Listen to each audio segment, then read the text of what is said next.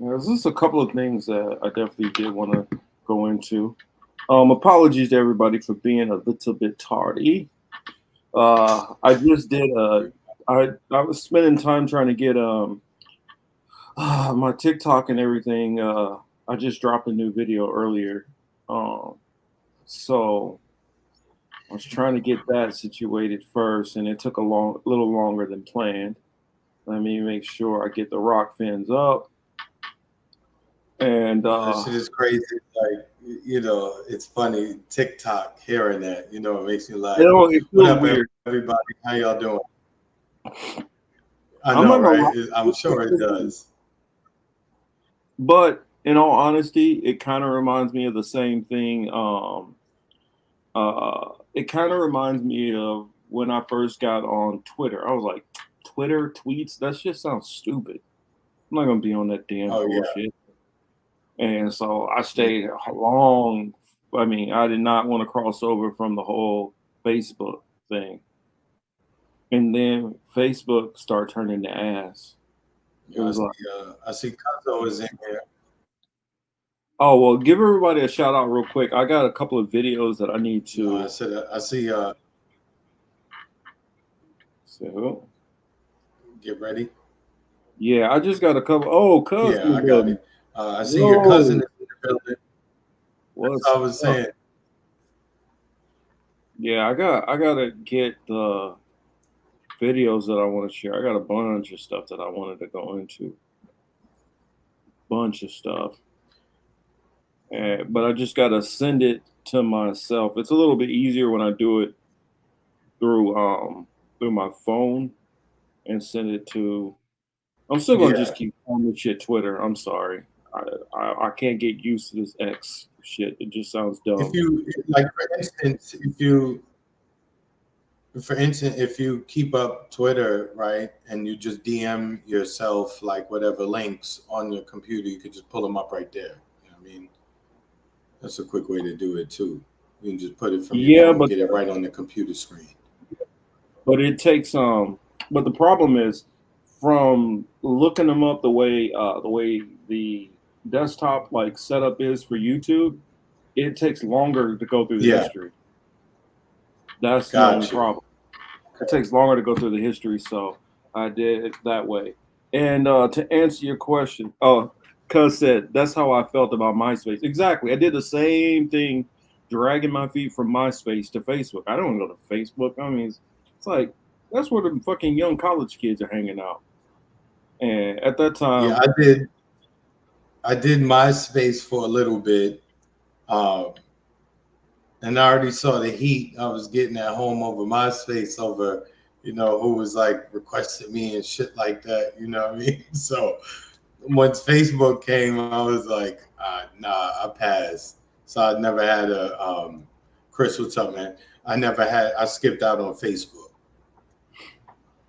yeah, I mean, I finally did Facebook when I started noticing that all the political traffic, if you wanted to be engaged in the political square, you had to be on Facebook.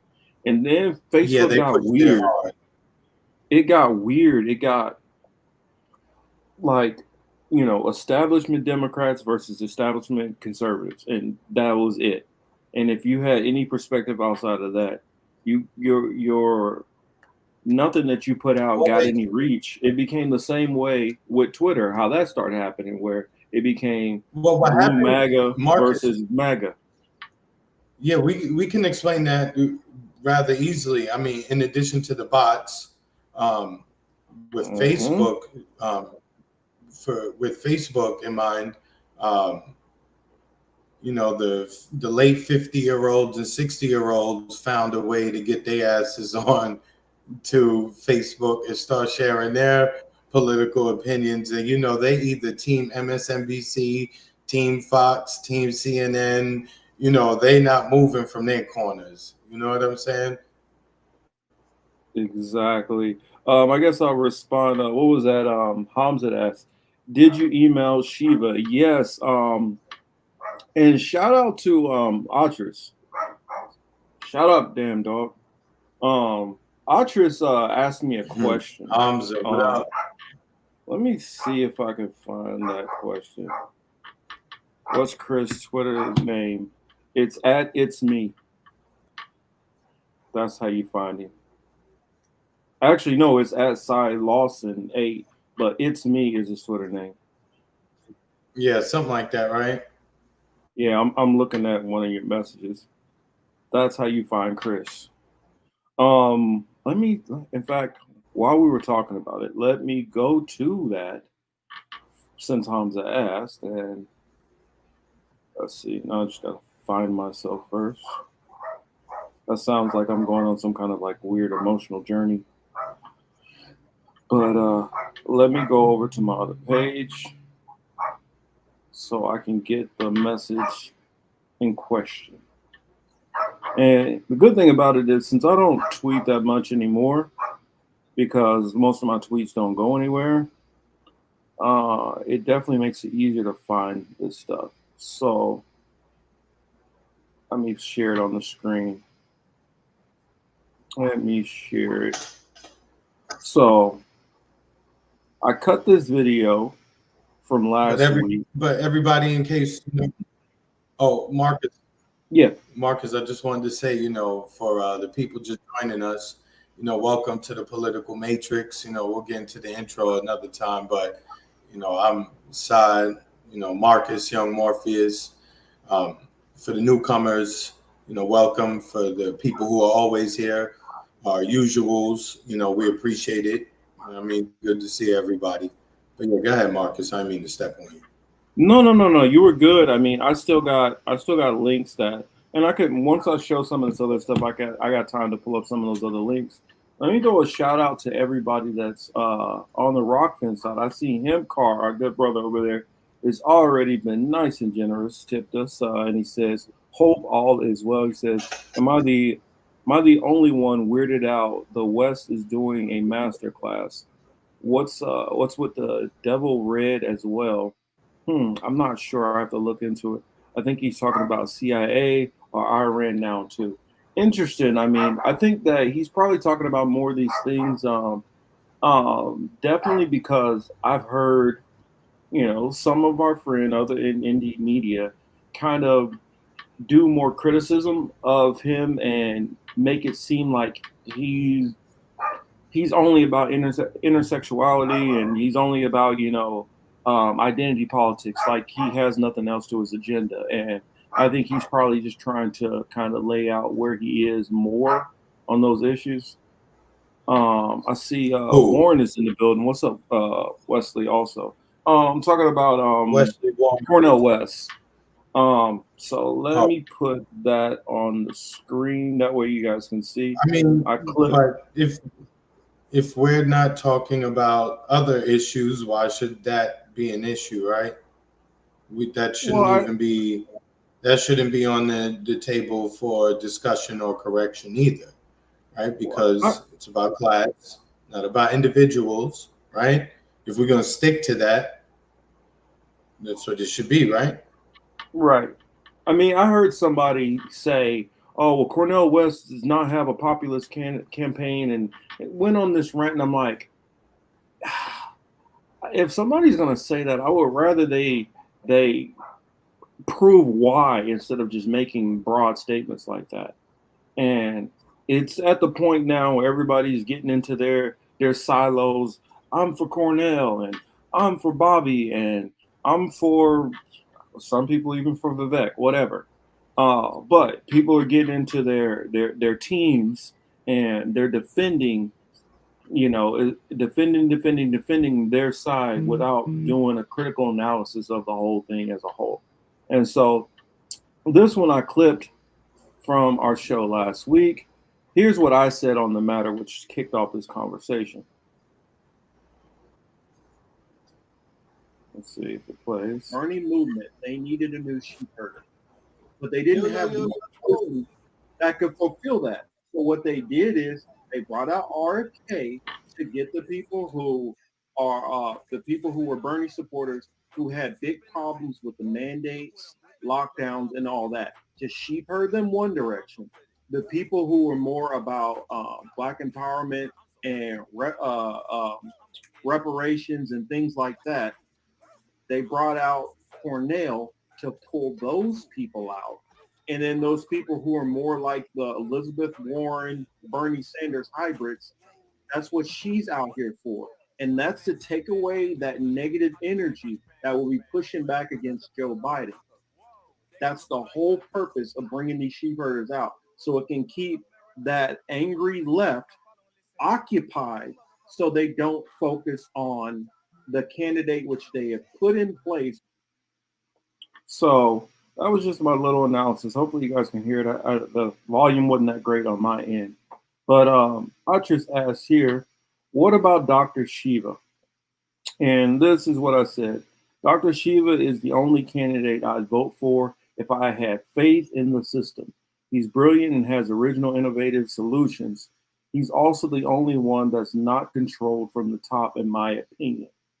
And so what that spurred is Dr. Shiva retweeted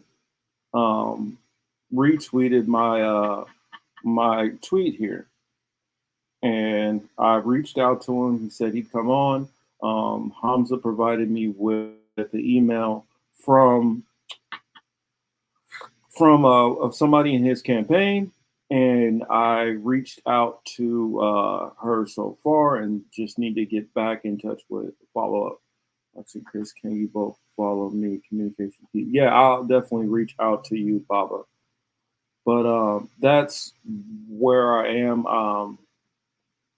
And we're gonna get more into some of this Cornel stuff later on. But sorry, I didn't even introduce like the topics and stuff. Of course, we're gonna talk Cornel West. I definitely. A lot of people didn't talk much about this from what I heard, because most people have been focused on the whole Jimmy Dore, Cornel West, what is his name, Peter Dow stuff. But I definitely want to talk about Kim Jong-un and his visit to Russia. That is something that I feel should be talked about a whole lot more than all of this. Then we dabbled a little bit about the Black Boule last week, and I want to go in a little bit more on that topic. And then there's just been a couple of different other stories going on in the media that have been kind of wild. So that's some of the stuff that we're going to get into tonight. Wesley says, I wonder at Jill Stein. I guess probably talking about the whole Peter Dow thing. And I look at it like this.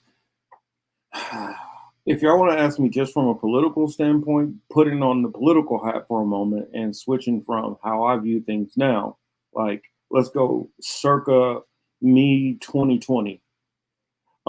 Me 2020 will tell you, I do think it's possible for a person to rehabilitate themselves and change.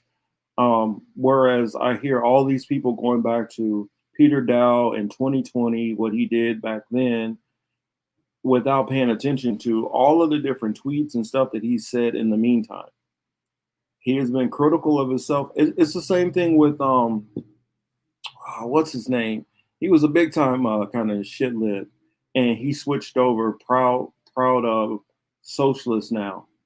I think he was like proud progressive before Brian, and he switched around, and everybody kind of welcomed him with open arms as he made his turn. And Peter Dow, while he was working with Marianne Williamson, nobody had any complaints about him at all at that point.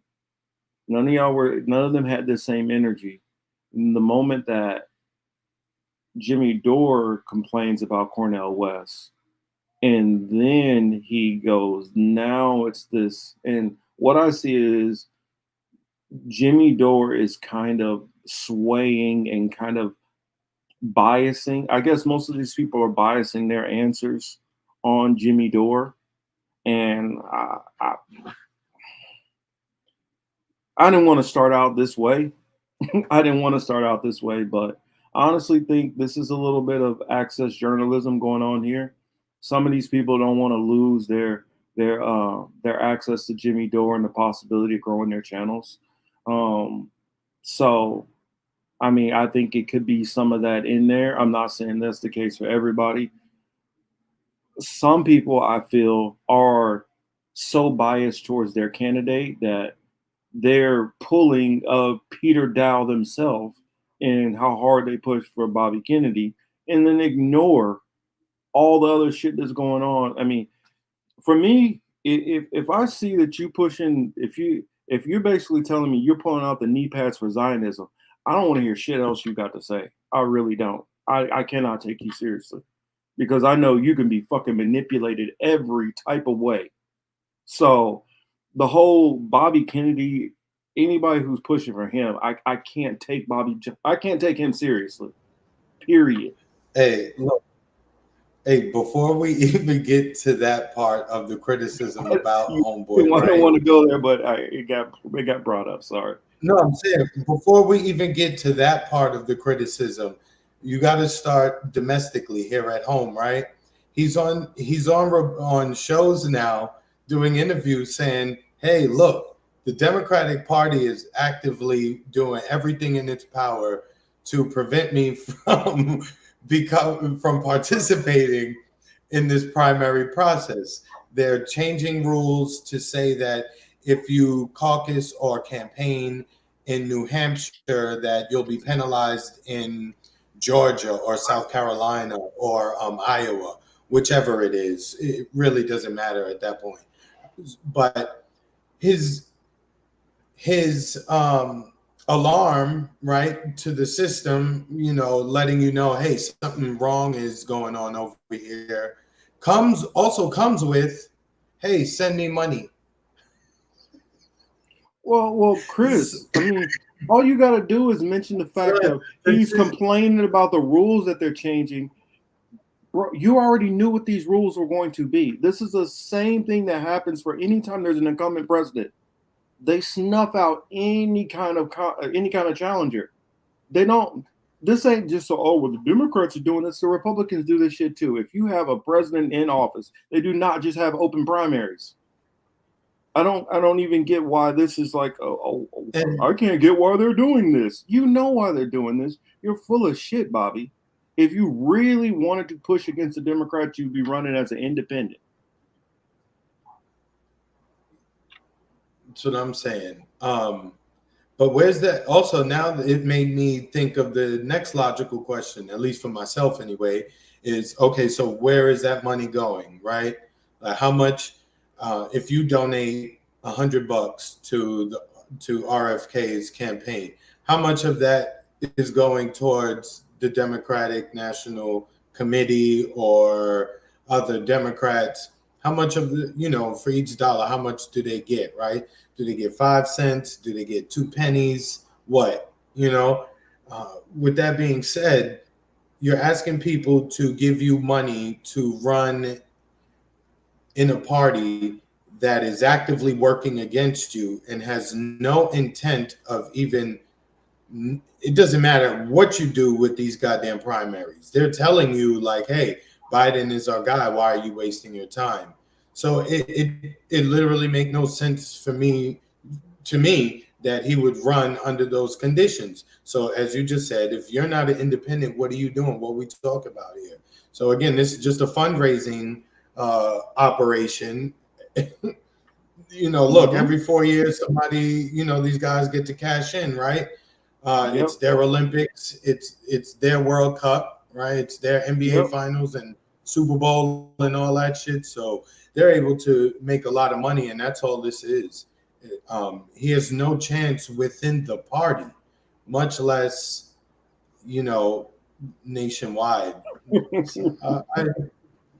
Turin over here dropped a comment I want to share with you, Chris. It says, Chris, didn't you know that all we need is $3 more to push past the DNC blocks? We promise it won't get funneled into Biden's campaign when RFK inevitably endorses it. That's the funny thing for me. I've heard people put this on Cornel. Cornel, I just got the feeling that he's going to drop out and he's going to tell us all to go for Biden. Well, what do you think RFK and Marianne are going to do while they're still in the Democratic Party? Come on. It's mind-boggling to me that you guys don't even think that that's possible from the one who is running as a Democrat, but you expect the person who's running as a Green to do that. Yeah, the most of the discussion around this is it's mind numbing. You know, I have to ignore it. I just look at the dumb shit. I was looking at T.O. and Stephen A. Smith going back and forth on Twitter today. That was a little interesting. But Really. you know, yeah. But I mean, honestly, I just found it funny. My sense of humor is a little, you know. I admit it. It's cool. But it made me laugh literally to watch Kennedy give that message and then say, "Yo, here's my PayPal, my Zelle, my Cash App, all that." Donate. But Chris, here's the thing right here, and I want to respond back to what Baba was saying here. Baba says, I think it was good of RFK to run the Democratic Party so he can see how much they'll spit in his face, but at least expose them for the frauds that they are, unlike Bernie did. Well, here's the thing. This man's father and his uncle were both basically like the backs turned on by the Democratic Party and taken out of here. And then he watched his uncle Ted Kennedy get screwed over by the Democratic Party. He watched his nephew, who's one of the biggest ass kissers out there, basically get steamrolled by the party when he wasn't taking enough, when he wasn't getting enough traction. He knows he understands what's going on. He knows this, but he's playing a game with everybody and acting as if he doesn't know what the fuck is really going on.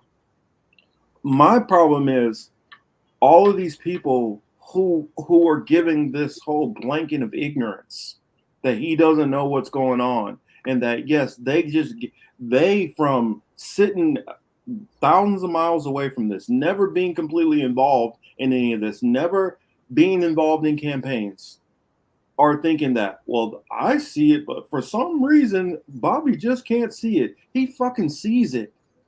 Y'all are just giving this dude fucking credit, and y'all are playing naive because y'all don't want to admit what the reality is. And some people, there's plenty of people out here. That's the reason why some people run around calling everybody grifters every 5 minutes. I don't call everybody grifters.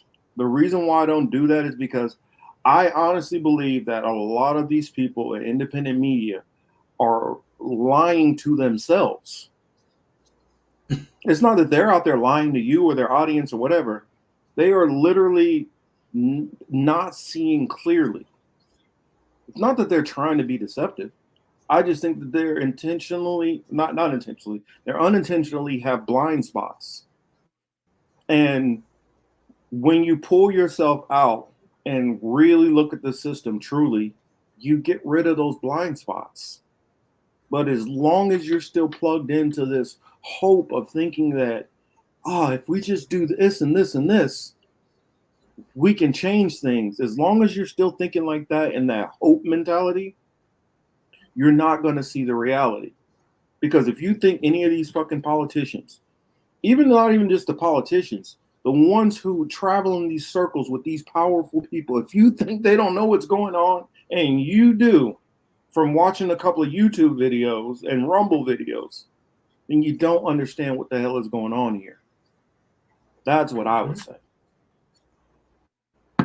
Yeah, I know. They're still, again, they're still married to the, you know, partisan politics. They're still married to electoral politics with the belief that, you know, something can be done, you know, down that road. I think pretty much everybody who watches us already knows where that road leads to. So there's no need to beat a dead horse, right? Switching to Cornel real quick. Well, hold on. Before we go, Cornel. I got a couple of things that I want to bring up because that's going to get in deep off into the weeds. But what I wanted to say is, a lot of these people are not ready to accept the real reality of things. And later on in the night, we're going to get into talking about some of the stuff and laying out certain things, because I believe it's a lot of people's heroes out there that they still hold, historic heroes that they don't even realize how compromised even their leaders were and their heroes were and people they're getting their theories from. If you can't see the rot within those people back then, you definitely can't see it right now. And that's the issue. So before we get in that, I know this is kind of a rough transition, but I do want to acknowledge something historic, um, that it did, I think, make a big impact on a lot of things that we're dealing with today. Um, as far as especially like the civil rights era. So I definitely do want to um, bring up. Dang it, I thought I put it on the screen already. Hold on a second. Something that just happened. Well, not just happened, but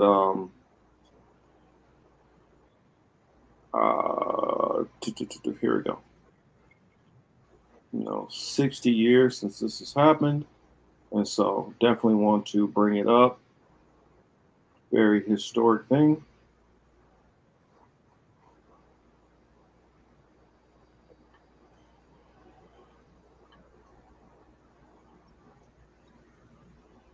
Is it me or is it Volume. you playing? Yeah, I don't hear anything. On. Yeah, I'm not hearing. I'm not hearing Why is it anything. switched on that? With the wrong share screen on. Sorry. Oh, that's why I was like, all right, I'm waiting for it. Yeah, Wrong share it'll screen. My bad. get you sometimes. Yo, Nina, what's up? How you doing? There we go.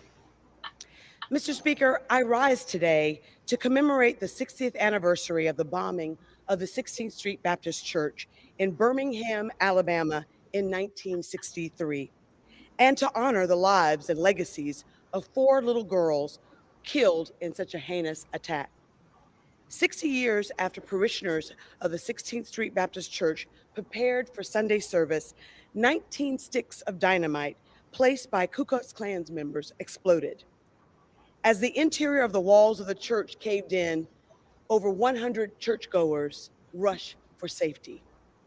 Though most of the congregation escaped, under the debris lie the bodies of Addie Mae Collins, Denise McNair, Carol Robertson, and Cynthia Morris Wesley, as well as Sarah Collins Rudolph, who was injured but ultimately survived. Tragically, the brutality did not stop after the bombing.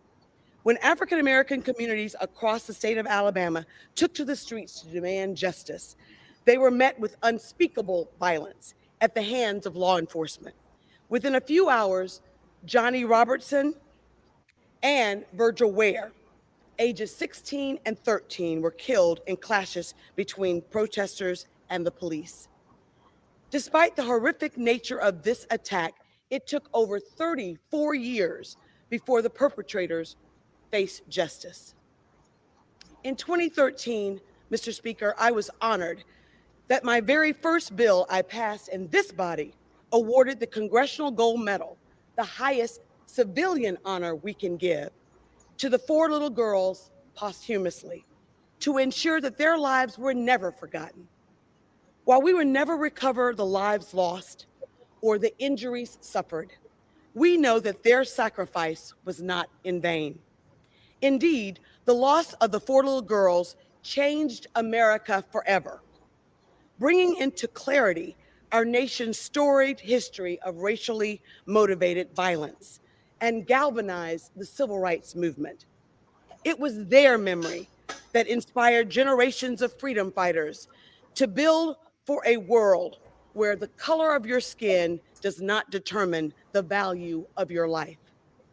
It was their memory that burned in the minds of foot soldiers as they fought to pass the Civil Rights Act of 1964 and the Voting Rights Act of 1965. And it was their sacrifice that brought our nation closer to realizing its highest ideals of equality and justice for all. Without the influence of the 4 little girls, I not only question where America would be, but where I would be. 60 years after their passing, I get to walk the halls of Congress as Alabama's first Black Congresswoman. I do so because of their sacrifice and because they cannot. Their premature and senseless death serves as a constant reminder that every battle, every gain in the fight for civil rights has come at a high cost, paid for by the sacrifice of others. Yet, despite their gains and our gains as a nation, we know that our work is far from over. Today, as extremists seek to rewrite our history and roll back our progress, it has never been more crucial to ensure that the legacy of the four little girls lives on in American history. After all, those who don't learn from their history are doomed to repeat it. In the words of Coretta Scott King, struggle is a never-ending progress. Freedom is never really won. It's earned and won in every generation. I ask my colleagues to join me in honoring the lives of the four little girls and remembering them by name. Addie Mae Collins, Denise McNair, Carol Robertson, and Cynthia Morris Wesley. Thank you, and I yield back. Yeah, I just wanted to, take a little time to always keep that reminder and that remembrance of what happened.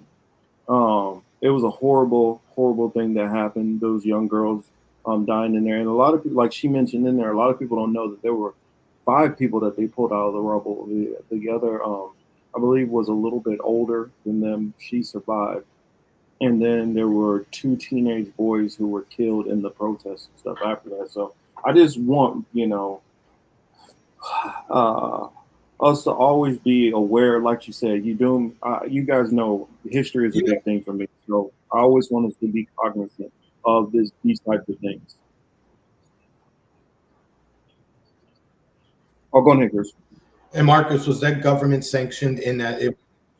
Let me ask you. So that event, was that government sanctioned in the sense that they were police officers or firefighters or military who bombed the church? One Or one of them I or believe was was a local government official, not a police officer, but I think he was okay. like what is it called, not a councilman, but something to do with like with the local government, and therefore that's why it took so long for it to be any kind of pressure on it. And though the law enforcement wasn't a part of the actual, the four men who were accused of doing it, um, law enforcement was accused of covering things up, that they did have knowledge of who did it. So Okay. that's the reason why it took so long for anything to ever happen. I think it was like 40 years afterwards they finally levied some kind of charges, which I think they end up hitting them with statutes of limitations or something like that. And it's ugly, but I just want us to Well, focus on that. since we're here on this topic, I mean, it kind of it overlaps, some of the other ones, but we'll get through it. I see a lot of conversation this week about, a certain host and his interview with Cornel, right? And one of the biggest things about that was um, it's a class discussion that needs to, be dealt with first, and then we can handle other things, right? All right, cool. Mm-hmm. So answer me this: how does that stop? How does having more money, because essentially that's what we'll be talking about, right? Okay, so in some cases it sees the means of production, all that other good shit, right? You got money to spend, you got money to burn, right? Everybody has more money. Everyone has a little bit of disposable cash and all that other shit, right? You're not worried about your health, okay? How does that address what you just showed? How does that address anything that you and I or others like us would go through? How does that change? How does that change anything if we just focus on class? It doesn't, and that's part of the point and why people like us push back, because plenty of people can say, and here's the issue: a lot of people who have done this class solidarity movement, and especially reaching out to the Black and Brown communities with this solidarity. When we were dealing with these issues and have been dealing with these issues for decades before it started hitting more of the other communities, it was never this concern about class solidarity. It's only as things continue to get worse and now it started to creep into more segments of the white population. Because remember, they didn't really care about the ones who were out in the trailer parks and stuff like that. They didn't really care about some of them out in those rural areas who were struggling. They didn't really care about that. No, they don't. When it started to reach up and start to tap into the middle class, these people in the middle class started to feel some of this heat. And then they're like, hey, we're all in the same class. We're all together. And it's like, no, we have not been in the same class. We have always been secondary. And on top of these class issues, we've always had to deal with race. It's something that's inevitable for us. And here's the thing: talking about it, not talking about it, it doesn't stop it from happening. All it does is it keeps it from being uncomfortable to you. That part. That's all I see. And here's the issue. This is why I'm with Cornel West on at least that part. Because the moment that things get a little bit better, it's going to be just like every one of these movements.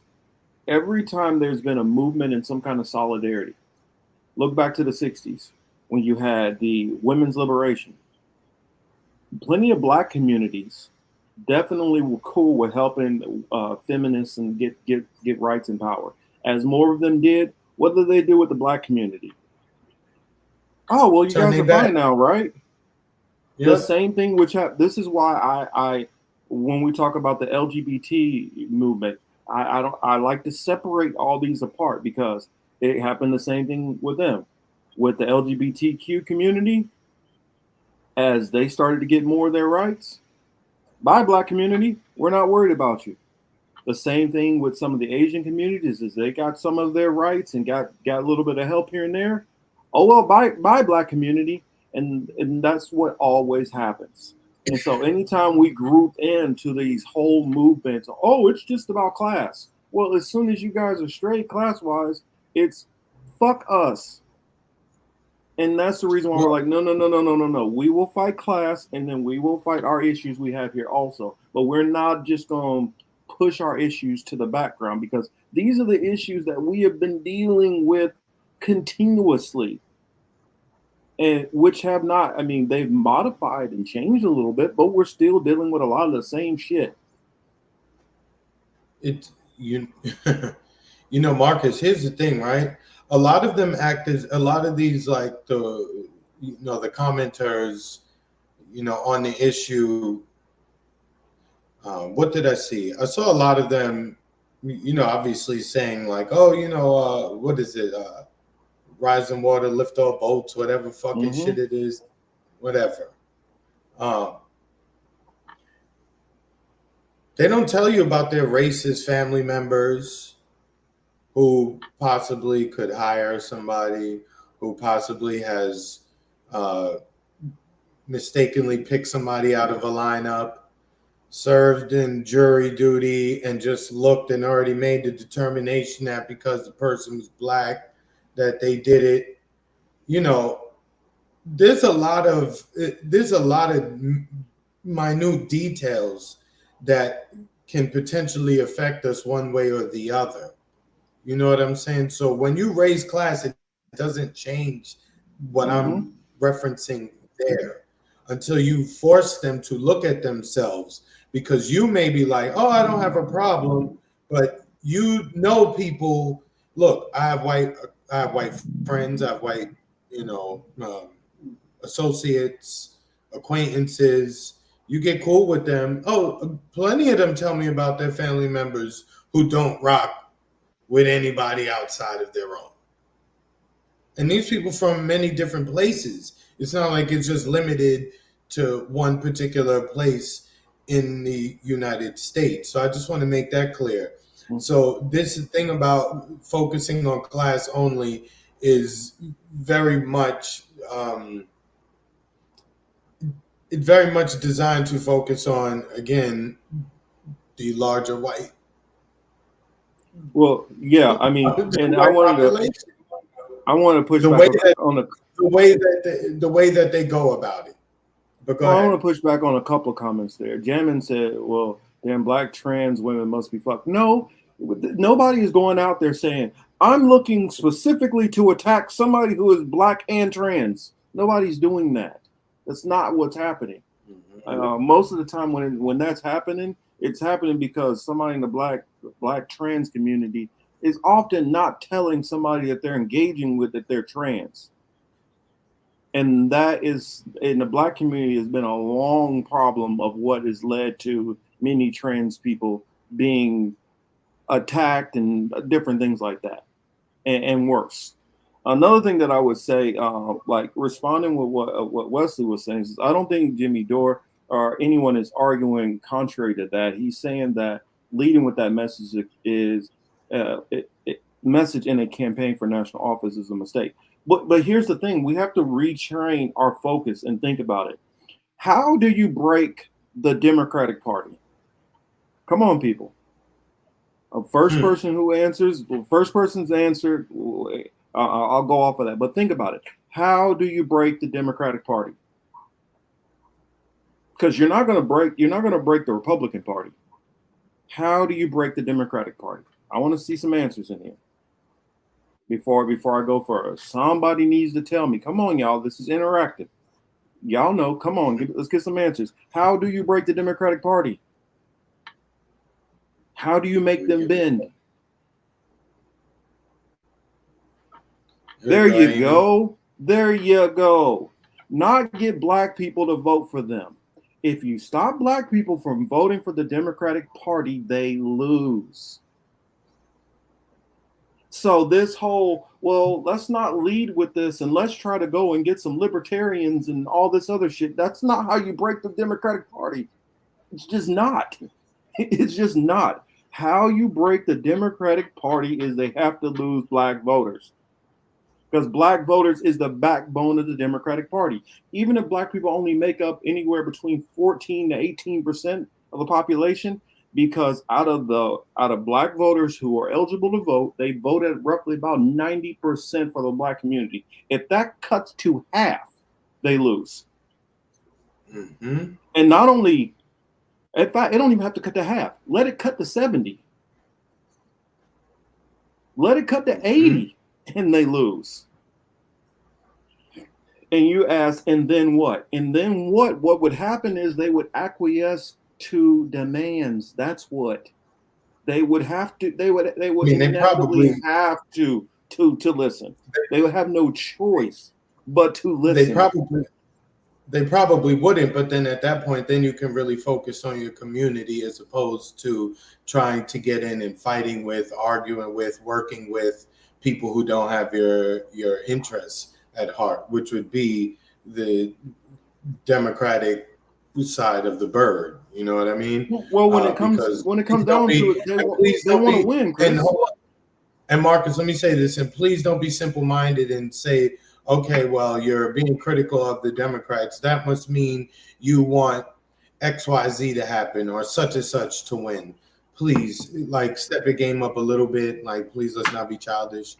But then you can focus inward where you need to, really. But when it comes down to it, Oz Whistles, I'm with what Oz Whistles is talking about right here. Anyway, this is where I am anyway. And man, U.S. can find no solutions in electoral politics. Those days are long gone. That's the whole point of everything that we always say on this show. So even though, like I said earlier today, I put on my political hat, my 2020 young Morpheus. I put on that mindset for everybody for a moment, because apparently it seems like all the other content creators out here are stuck in 2020. That's what it sounds like to me. They're still stuck in thinking that they can find the next Bernie Sanders who's not corrupt and gonna flip the system on its head. But I hear people out there say, "Well, when are we gonna learn our lessons?" When are y'all gonna learn your lessons at all? Y'all are still you're still trying to put your faith and trust in somebody in this system. Mm-hmm. Yeah, Marcus, it's very interesting to watch. Just to, as a matter of just to comment on, relate to like, as a commentary on the matter. It's very interesting to watch people do it, especially with the RFK. Right? He says, "Oh yeah, they're corrupt and stopping me." Blah blah. I'm trying to figure out what segment of the Bernie voters had to hear him say that. I mean, you watched it happen twice.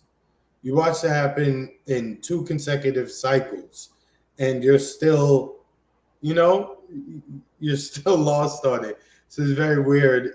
It's very weird to me, But this is why I always say, Marcus, you can't save everybody, and you can't get upset when people don't see things the way that you do, because then you'll just get stuck in the back and forth.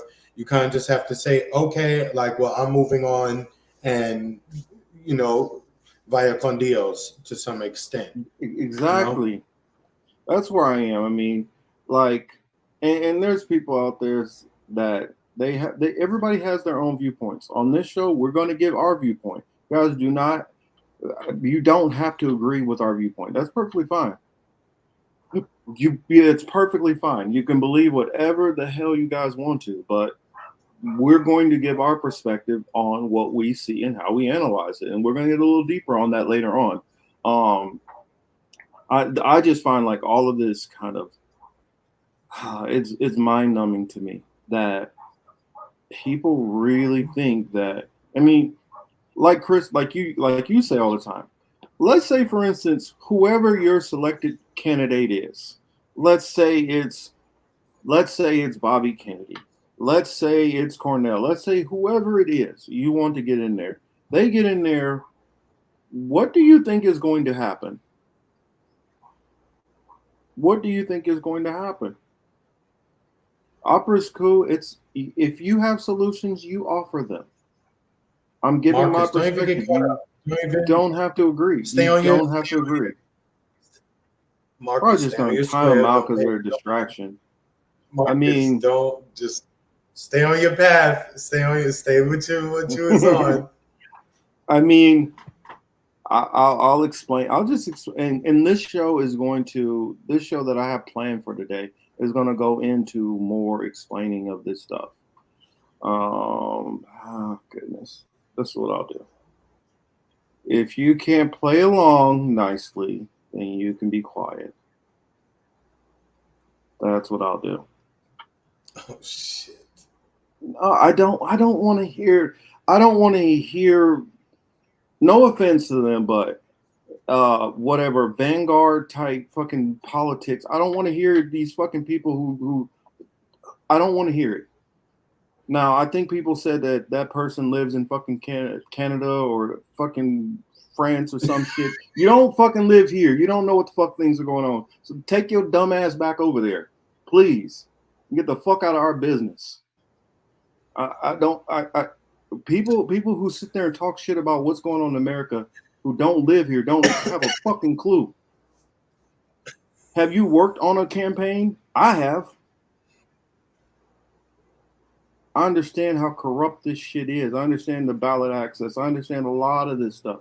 And this is why it frustrates me when I hear people who go and they have so much involvement in these systems and following this and checking with this politician. And then they're going through the different bills and notes. And you guys are reading all this shit and not grasping the corruption level that's going on here. They The keep funny they part, he can't said, can't huh? the funny part, he says, why are you not organizing a revolt? Like, You're the one who believes that will work. Why would I do what? Why am I doing something that I already said doesn't work? That's like saying that I believe being a Buddhist is dumb, so I'm telling everybody to do Buddhist tips. That doesn't even make any fucking sense. That makes no sense. You believe in you want to go mount your little mighty man and coup? Go do that shit on your own, bro. I know. That's what I mean. So if a pres viewed Oh, you, I didn't know that. myself, or Chris H says, Marcus, everyone in the Western world has to keep their eyes on the U.S. I'm not American, but I am damn close to y'all. U.S. says jump, my country has exactly. So that's why I say, if you want to know what's going on, listen to the people in the country.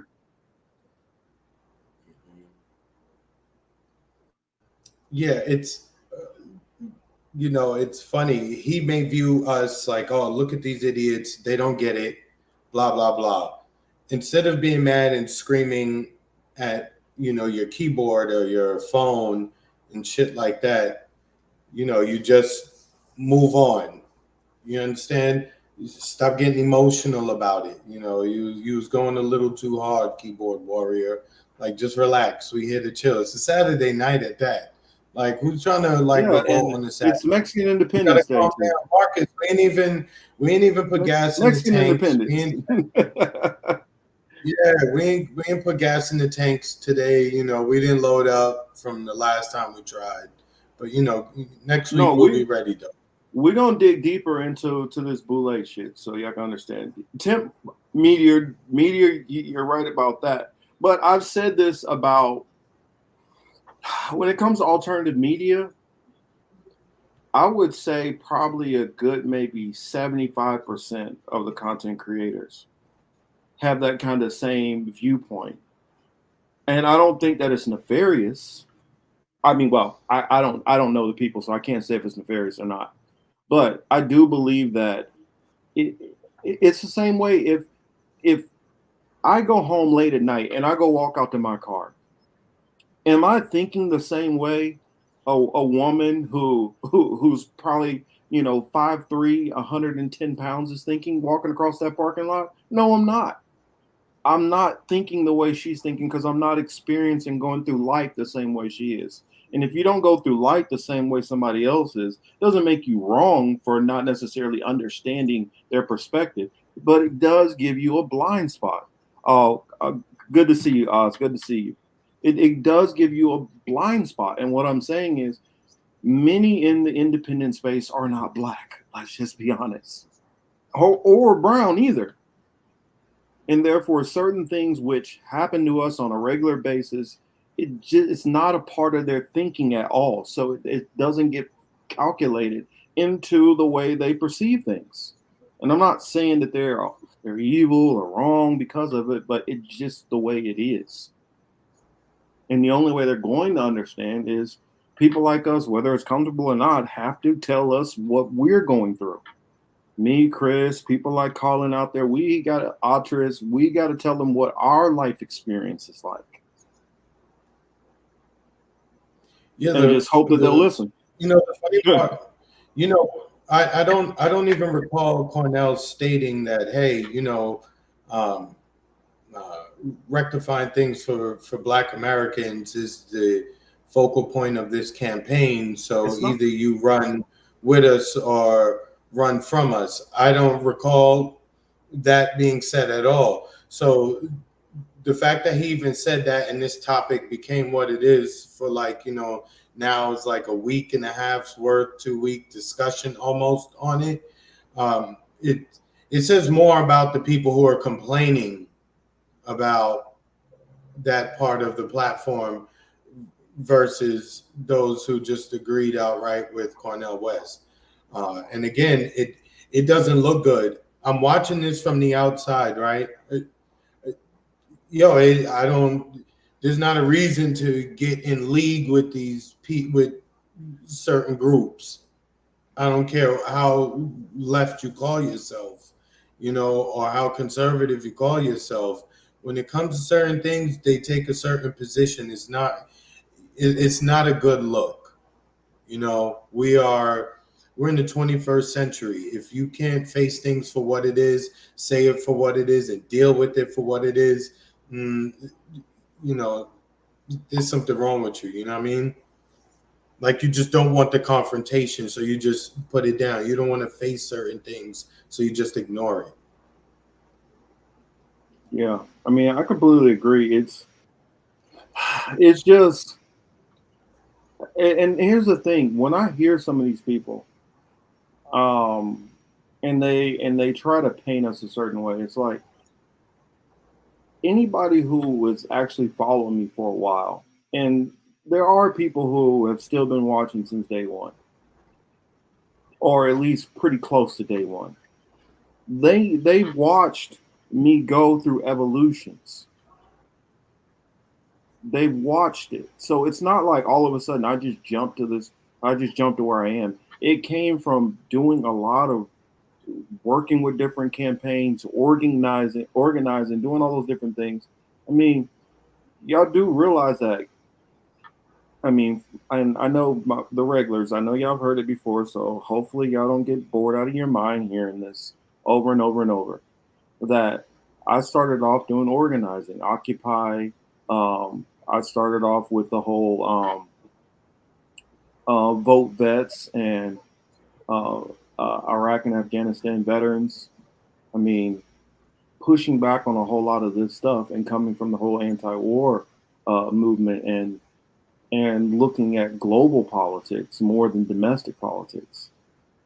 And so some of those people who were back in 2008 who were like, man, you're a sucker for following this stuff. I was still believing that there was possible hope in the system and trying to push for it and things like that. And as I've done research to follow the dollars, the literal dollars, which are going into people's pockets, the reason why people are doing certain things, the reason why, I mean, some of these people who act like they're ignorant to some of these topics, who we see on TV, who are advising different stuff, and oh, they can't get why like a Robert Wright says some of the stuff he gets because there's money coming into them hands. And it's like y'all don't realize, and I'm not gonna say y'all. I mean, I know our audience does, but a lot of people don't realize, or they give so much benefit of the doubt to these people that it's because they're ignorant or they're stupid. That's the reason why they're doing X. That's the reason why they're doing this. It's not. It's not because these people are corrupt. Never. It can never be corrupt. What you mean, man? What you talking about? Oh, speaking of which, real quick sidebar. Actually, let me respond to our brother Colin out there. Said Marcus, are you saying you could do be a better campaign manager than Peter Douche? Stein should have given you a call. As far as see, here's the part. As far as understanding the financials and doing this and doing that, he would definitely have an advantage on me. But understanding the pulse of the people is all you really need, and that's the one thing he definitely don't have. It doesn't and understand the pulse of the people. So when Cornel is going to be out there actually campaigning, the people that are being put in, since you can't talk to every single person directly, the people who speak on your behalf, Peter's going to be putting some of those people into power.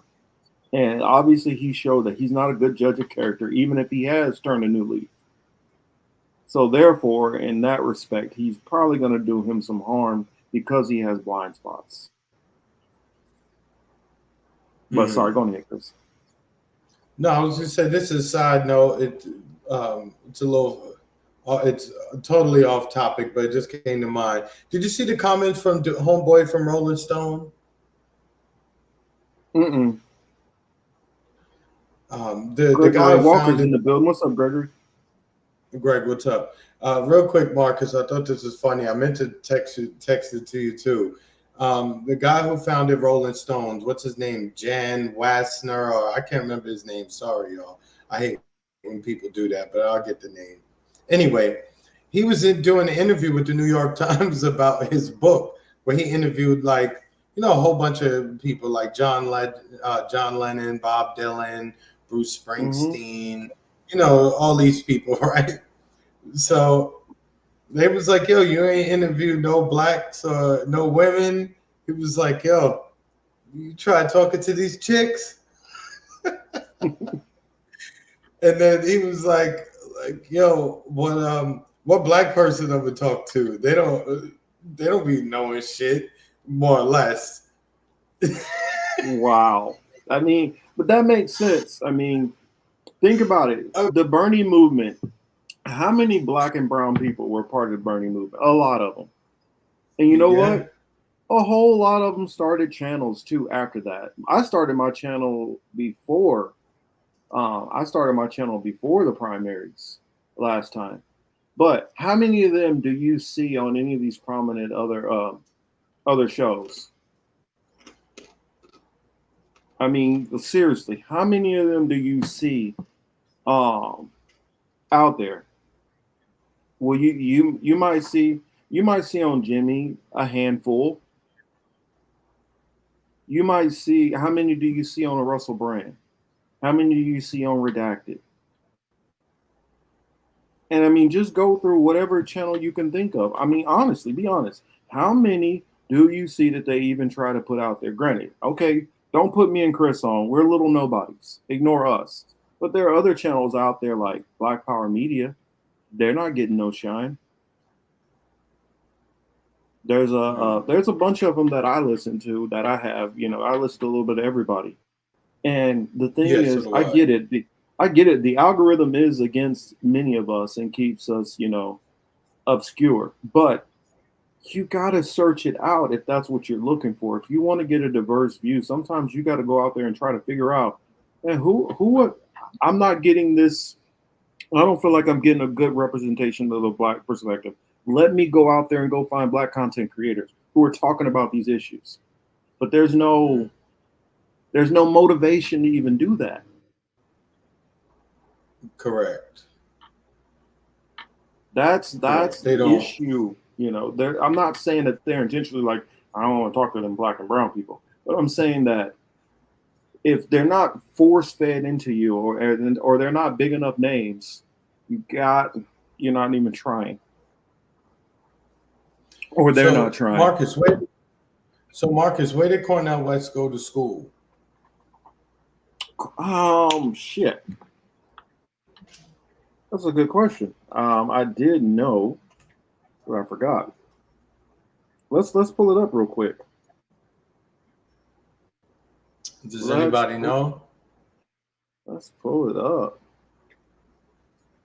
Cornel West went to, did he? Harvard and Princeton.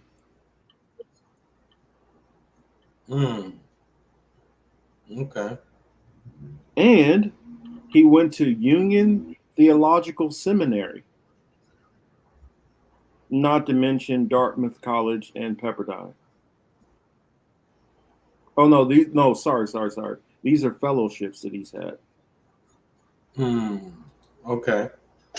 So, I mean, there's a lot of fraternities there. But Harvard, yes. Magna cum laude. There's a lot of fraternities there. And I think if I got it correct, I think he's part of Alpha Phi Alpha. Are you sure it's Alpha? I thought he was a Sigma guy. Let me check my notes over here. Yeah, I think it's Alpha Phi Alpha. Where's he at? But please, somebody. I'm talking about my old school note taking. Okay. Yeah, if somebody could let us know in the comments what fraternity Cornel belongs to, we'd appreciate it. But I believe it's Alpha Phi Alpha. I'm pretty sure. Yeah, you're correct. Alpha. Oh, okay, yeah. So, when those organizations, Oh, me. you're gonna go into the Boule? Not yet. Not yet. Not yet. Not yet. Not yet. I mean, I was going to tackle them both, but yeah, go No, no, ahead. not yet. Well, we still haven't talked. We got a bunch of news that we got to have a news break. Let's just hit the brakes real quick. We got a news break. It's some news that's been going on. It's been slow, but you guys know I always keep my eyes on international stuff, right? Let's check over to the Rockfin real quick, see what they're saying before we get going, because I know it's a little bit delayed over there. So I see Gregory Walker has blessed us. Thank you, sir. Marcus and Chris, did you guys see Garland's take on this, and subsequently Nico's take on latest video on Garland? Well, I did not. I saw Nico's interview with I saw his interview with Jimmy Dore, and I saw what was it? Tim Black's take on Garland, and let's just say he didn't. Let's just say that he didn't sugarcoat anything on how he felt. That's what I'll say. He didn't sugarcoat anything. So I mean, I can't. I'm not gonna ever try to gauge anybody's motives. Plus, also I know if you're cool with somebody, it's a little easier to be kind of take it a little easier on them. Just like for instance, Nico's my boy, so not it's a little harder for me to criticize him on some stuff. That don't mean I won't. I mean, we started off that way. I started off criticizing Nico. That's how we became friends. But I do think that Nico kind of was soft on Jimmy a little bit. I mean, I hear people say, well, why don't Peter Dell go on Jimmy's show? To be honest, if Jimmy is adverse to somebody, he's rude and he's often an asshole. Point blank. Did Jimmy go on Nico? Did Jimmy go on that Nico's platform prior to this? No, not well. Okay. Maybe years back, but not recently. Okay. Honestly, Nico's been doing a lot more TikTok stuff than anything. Yeah, I know, but I was just wondering if Jimmy had been, if he was a regular, if he was just doing his no. I'm pulling up. Oh, okay. No, so he had to set an appointment. So he had to set an appointment. It seems like something was set up, and I don't know if that was from he reached out to Nico or the other way around, but you do bring up a good point there. Yeah, I mean, I definitely agree. Chris H says it also says at Political Matrix, Nico was a little soft talking to Cornel and Jimmy. Nico interviewed Jimmy on Cornel. I felt like he was definitely kind of. I mean, he gave Jimmy a lot of benefits of the doubt, and it's like you got to remember for other people who are watching that comes across the way he came across to me. Jimmy came across very just rude and disrespectful off the jump. And he was like, I didn't even, and then his follow-up video was, I didn't even want to do this interview. Okay, then why the fuck did you do it then? You're complaining that he didn't want to reach out to you and you had a hard time getting him on. Okay, then don't do the fucking interview then. If I don't want to do an interview with somebody, I'm not going to do it. As you guys can see, and the only way I'm going to do an interview I don't really want to do is if I confer with you all and you all like, but we really would want you to do that interview. Then I will do it. But I'm not going to be reaching out to beg somebody to come on my channel who they don't want to, that I feel like I don't really want to talk to them. He said that he wanted to do it behind the scenes and he felt like Cornel was blowing him off. Okay. If he's blowing you off, he's blowing you off. I mean, plenty of other channels which I've reached out to come on or have them come on the channel, they've blown me off. It is what it is. No, Rock fan, but Nico YouTube hasn't been active. Yeah, Nico hasn't been active in a while. That was like the first interview he's done on YouTube. He's had Misty basically hosting videos on there. So it was kind of weird. I honestly feel like, and I hadn't listened to Tim Black in a while, but I kind of agree with what Tim Black was saying, that Jimmy know that it didn't look good. And so he came out to try to clean it up. That didn't look good either. And then all of a sudden he's going on Nico after that to further kind of clean it up. And I mean, I don't know. It just looked like, I mean, because he's sitting up there, and granted, I heard Lucy, and Lucy made a good point. Sometimes it is a little nauseating to hear people say, you know, oh, we got to worry about our black brothers, our brown brothers, the lesbian, gay, and trans, and run off this laundry list every single time. Okay, boom, you get it. You say it once, you get it out of the way. You don't have to say that like 15 times throughout the interview. I get it. That can be annoying.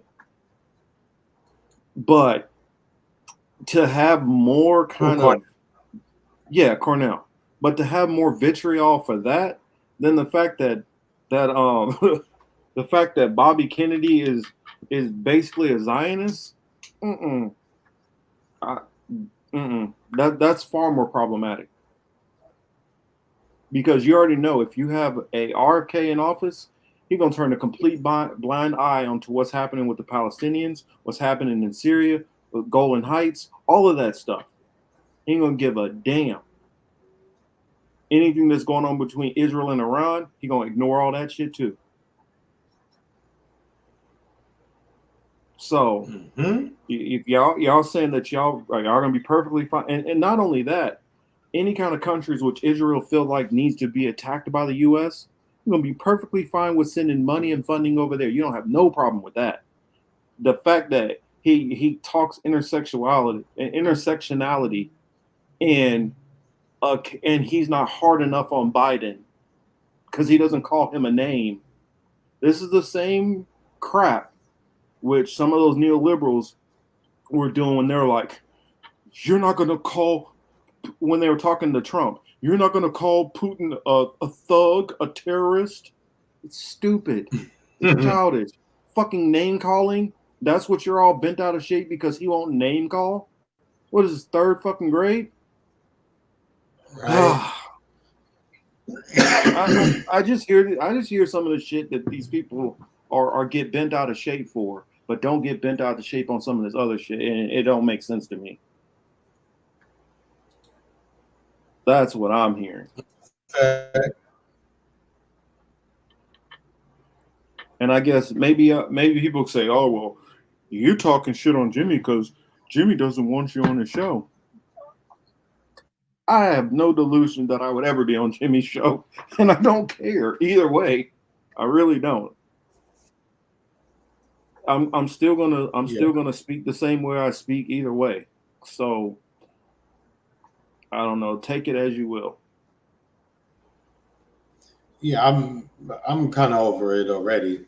You know, I just feel like there's way too much focus on that dude's program, and I don't understand it. Like like I said last week, he's late to a lot of shit. You know what I mean? He's been late.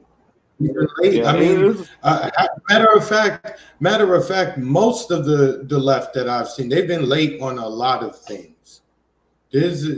Some of these people are just now like really getting it. Maybe 2016, 2020 was their moment. But like Chris, I said, Marcus, our first election was Bush v. Gore.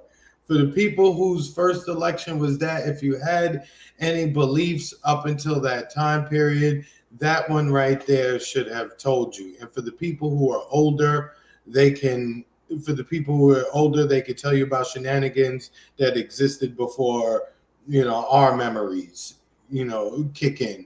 So from the year 2000, we watched shenanigans. We watched them launch, a major overseas operation, which resulted in the loss of millions of lives. It affected tens of millions of lives, 20s of millions of lives. You understand what I'm saying? So this shit really, it's about nothing. And they give this dude, this content creator, and it's cool, you know, he's entertaining, I get it. But I just see way too much like conversation about dude, and I'm like, thank you, I appreciate it. Yeah, I mean, oh yeah, that's right. So, you know, and I'm pretty sure that this will come back up. We'll talk about this more at some point. But at the same time, we're two people who tell you this system is fucking corrupt in the first place. And so the whole fact that all of this energy is being expelled on this is mind-boggling to me as it is. And here's the thing about it.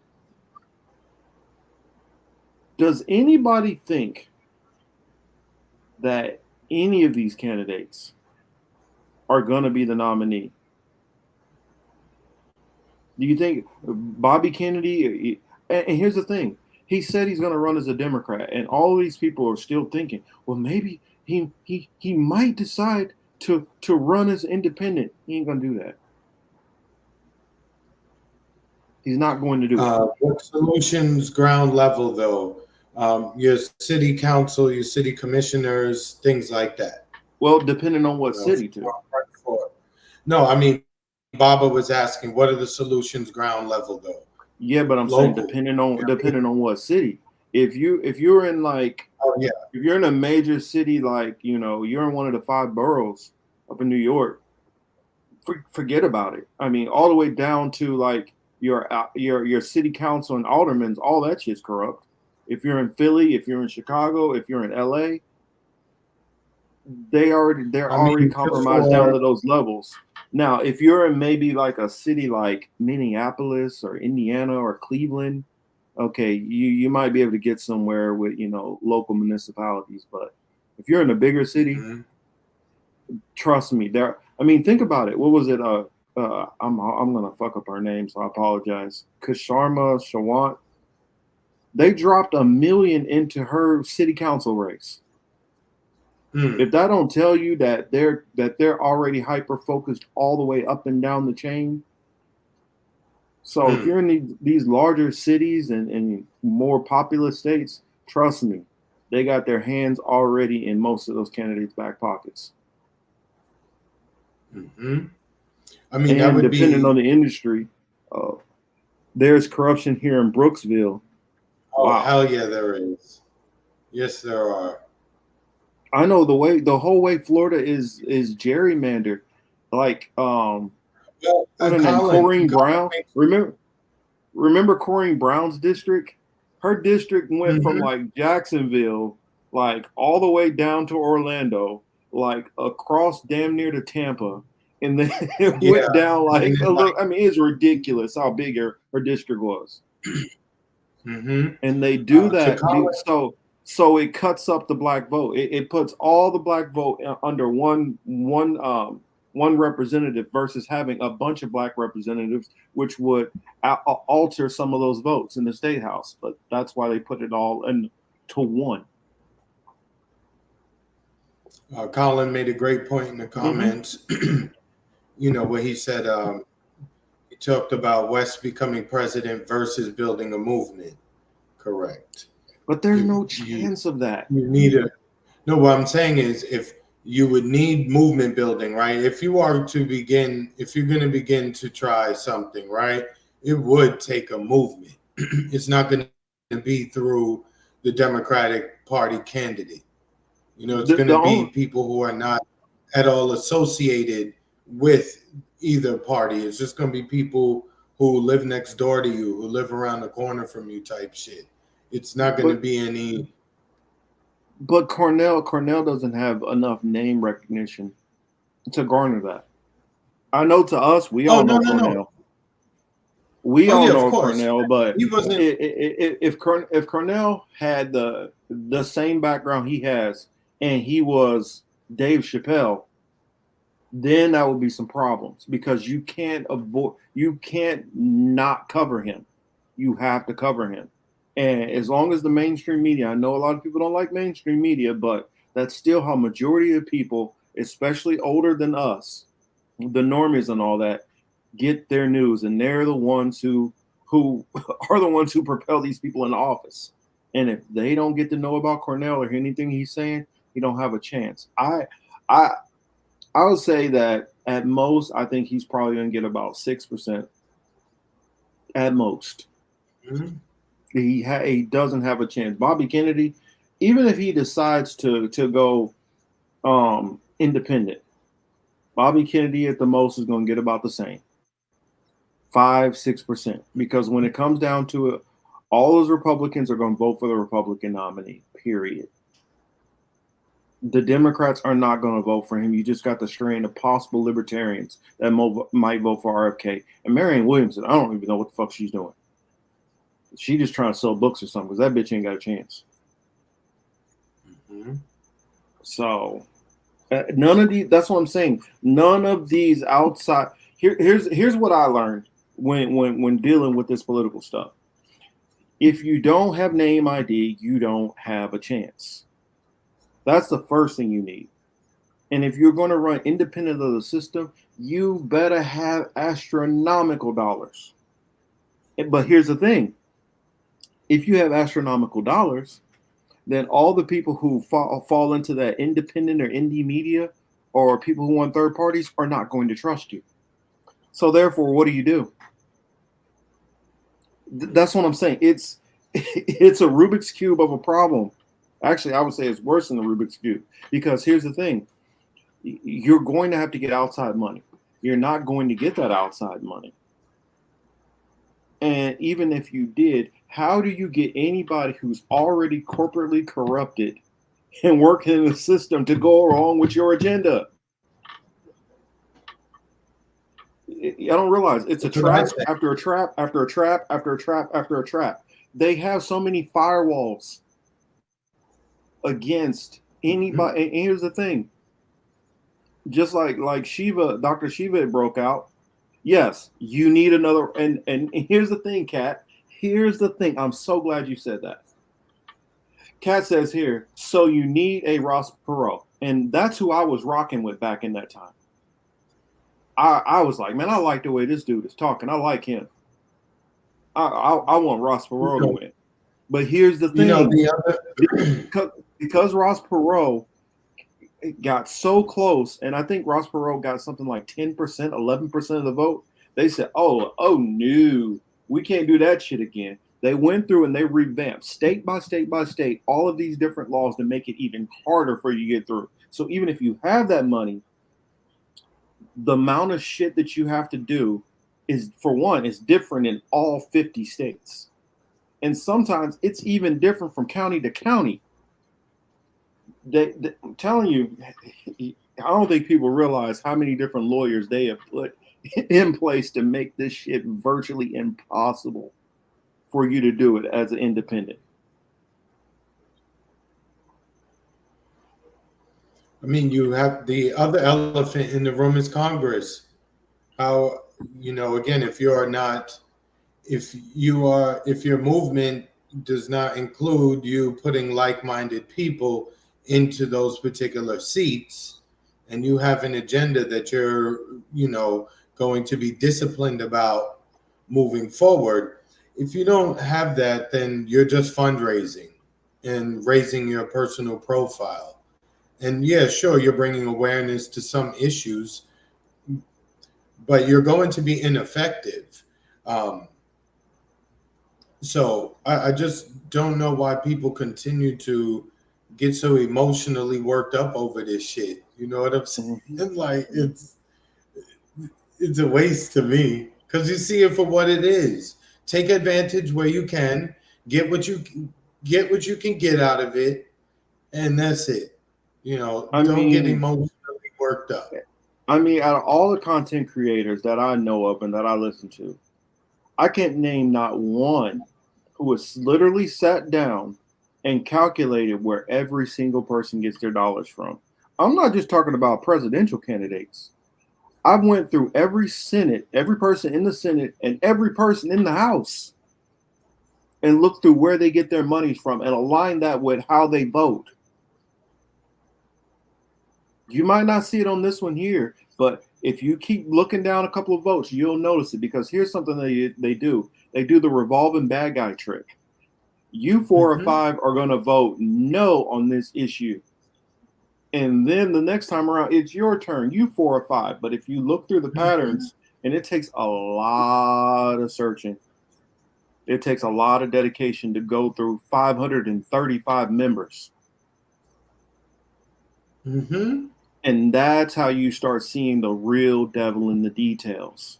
And I'm telling you, majority of the people that most of these other content creators have never done that. And I have. That's the reason why I know all these motherfuckers are corrupt. Yes, correct. So let's get off this. Let's get off of this. So our first segue away from this, we're gonna do a little news break, kind of split this apart before we get into talking a little bit about the Boule, because that's what I want to end with. Because I got a lot of meat on that bone. Where was it at? Let's go with, while we're talking content creators, let's go with Russell Brand. I don't know if you guys have heard of this story, but let's play.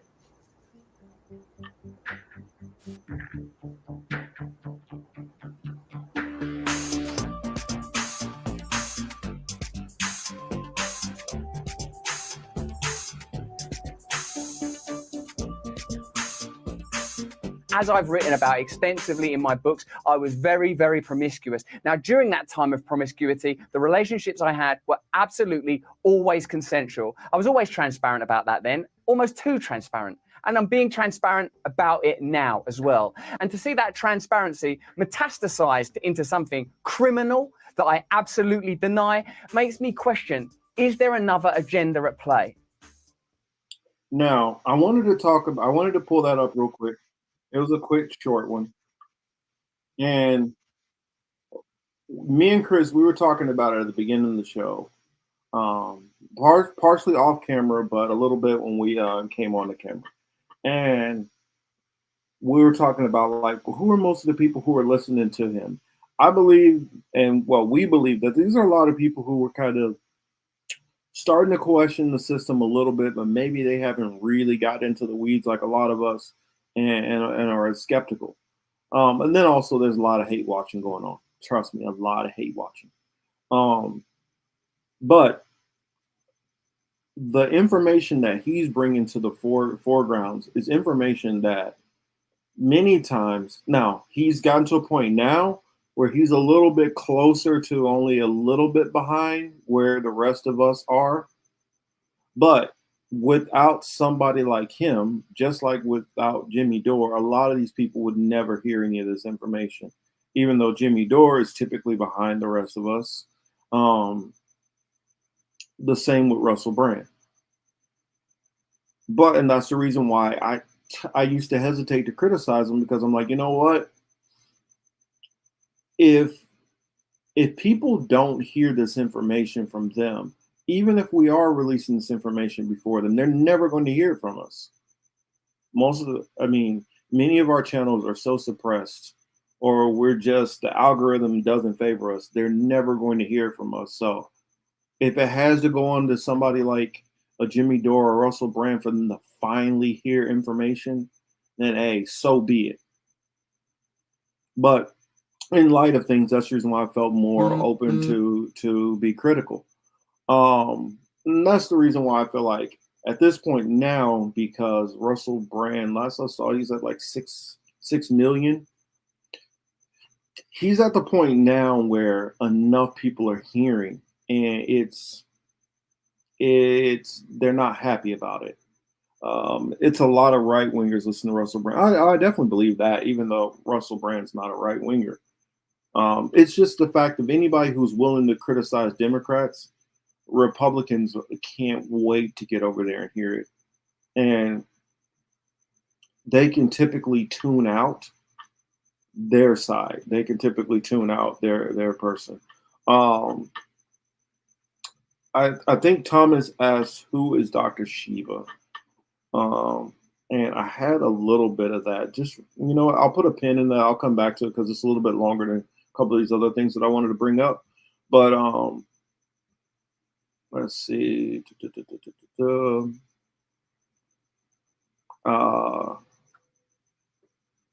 This is big news that we definitely should at least keep in our minds and follow what's going on in the progress with it.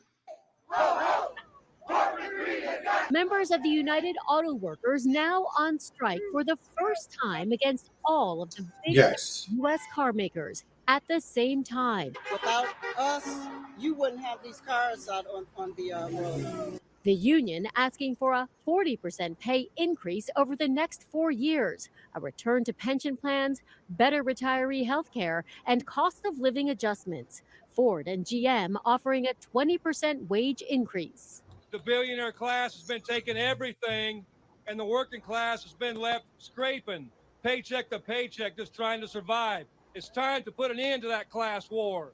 Ford announcing Friday it's laying off 600 workers, saying it's a consequence of the strike at the Michigan assembly plant's final assembly and paint departments because the components built by these 600 employees use materials that must be E-coded for protection. GM's CEO, Mary Barra, who is also on the board of directors at the Walt Disney Company, the parent company of ABC News, saying her company is facing tough competition as it transitions to electric vehicles. Everybody has to understand the profits that General Motors makes, we reinvest in the business. That's nasty. Put new products, because having products that people want to buy is the way that we keep all of our assembly plants running. A Stellantis spokesperson adds they are disappointed with the UAW's decision to strike and will take steps to protect their North American operations and the company. President Biden, a longtime labor ally, calling on the automakers to share more wealth with the workers. Record corporate profits, which they have, should be shared by record contracts for the UAW. And just as we're building an economy of the future, we need labor agreements for the future. Allison Cossack, ABC News, New York. So what's some of your thoughts on that, Chris? Oh, shoot, is Chris there? No, I mean, you like to see it, right? Yo. No, go ahead. Yeah. I hear you. You guys can hear me? Oh, okay. No, I mean, you like to see that the workers are doing something to force the hands of, their employers. Unfortunately, as they stated, their employers' profits are in the billions. The companies who own them, there's a lot of money behind them. And yes, they need the workers to do the work. However, if it comes to a stoppage, yes, it hurts the companies, but obviously those workers, especially those 600 or so that they referenced in that story just there, the union is going to have to do something to make those 600 workers okay as well, right? Because they're off because you decided to take a strike. So, you're going to have to look. You have to look out for them people just the same. I don't know if they're gonna get what they want. And to the extent they do get what they want, is it going to be not enough, but just enough for them to go back to work? I mean, the whole thing of, since you strike, then we have to lay off 600. That doesn't even make sense. So you're saying if there wasn't a strike, you wouldn't have had to lay these people off? How does a strike contribute to you need to lay people off? That doesn't even add up. That doesn't make sense. Now, if you're saying that, we were going to lay off 600 people regardless, then that's okay. You were going to lay off 600 regardless. But you can't. It's just bullshit what they're saying. That's all PR. It's all PR. They make way work. so much fucking money that they can afford to pay these people more, but they just choose not to because somebody needs a couple of extra yachts. It's not even that. Actually, it's not even a couple extra yachts because a lot of this money they're not even spending. It's just accruing in their bank accounts. I mean, it's just fucking greed when it comes down to it. In fact, it reminded me of something another billionaire said. Was it earlier last week? Did you guys hear Homeboy, this? What he homeboy who said? said unemployment need to go up 50%. Yeah, this guy. If y'all missed this, check this out. I think the problem that we've had is that we have people decided they didn't really want to work so much anymore through COVID, and that has had a massive issue on productivity. Flat out untrue from Tim Gurner, net worth of over $500 million. We need to see unemployment rise. Unemployment has to jump 40, 50%, in my view. We need to see pain in the economy. We need to remind people that they work for the employer, not the other way around. I mean, there's been a systematic where employees feel the employer is extremely lucky to have them, as opposed to the other way around. So it's a dynamic that has to change. We've got to kill that attitude, and that has to come through hurting the economy, which is what the whole global, the world is trying to do. So who is Tim Gurner? And That's what this is all about. They don't give a shit. And I like when they going ahead, and I'm gonna show what I would like to see a lot more happening. I would like to see happening more in this system. But go ahead. I like when they say the quiet part really loud, because you know exactly what you're dealing with. You notice when he said that, you notice you didn't find a shit ton of companies putting out press statements and doing PR work to say, no, we don't share those views. They know something like that would go viral based on the times we live in, and and it's not something that you hear that particular class say so clearly and directly. They usually talk around us with nice words, and or they try to confuse you, with how they say certain things. This was very much, we view you one way, and that's what it is, and your income will be based on what you're able to do, right? Don't think that there's not tons of businesses across the spectrum that feel the same exact way. So again, you have to understand this is how the system works. When you're in business to make money. You're not in business to make people feel good, and to you're in there to make money, to put some in your pocket, invest in your business, pay the employees you need to pay, and provide whatever service or product it is, and make more money doing that the following year than you did this year. Yeah. You want to hear my response? I'll show you my response. I'm just wondering when things like this may happen. I'm not advocating anything. I'm just saying, I'm just curious.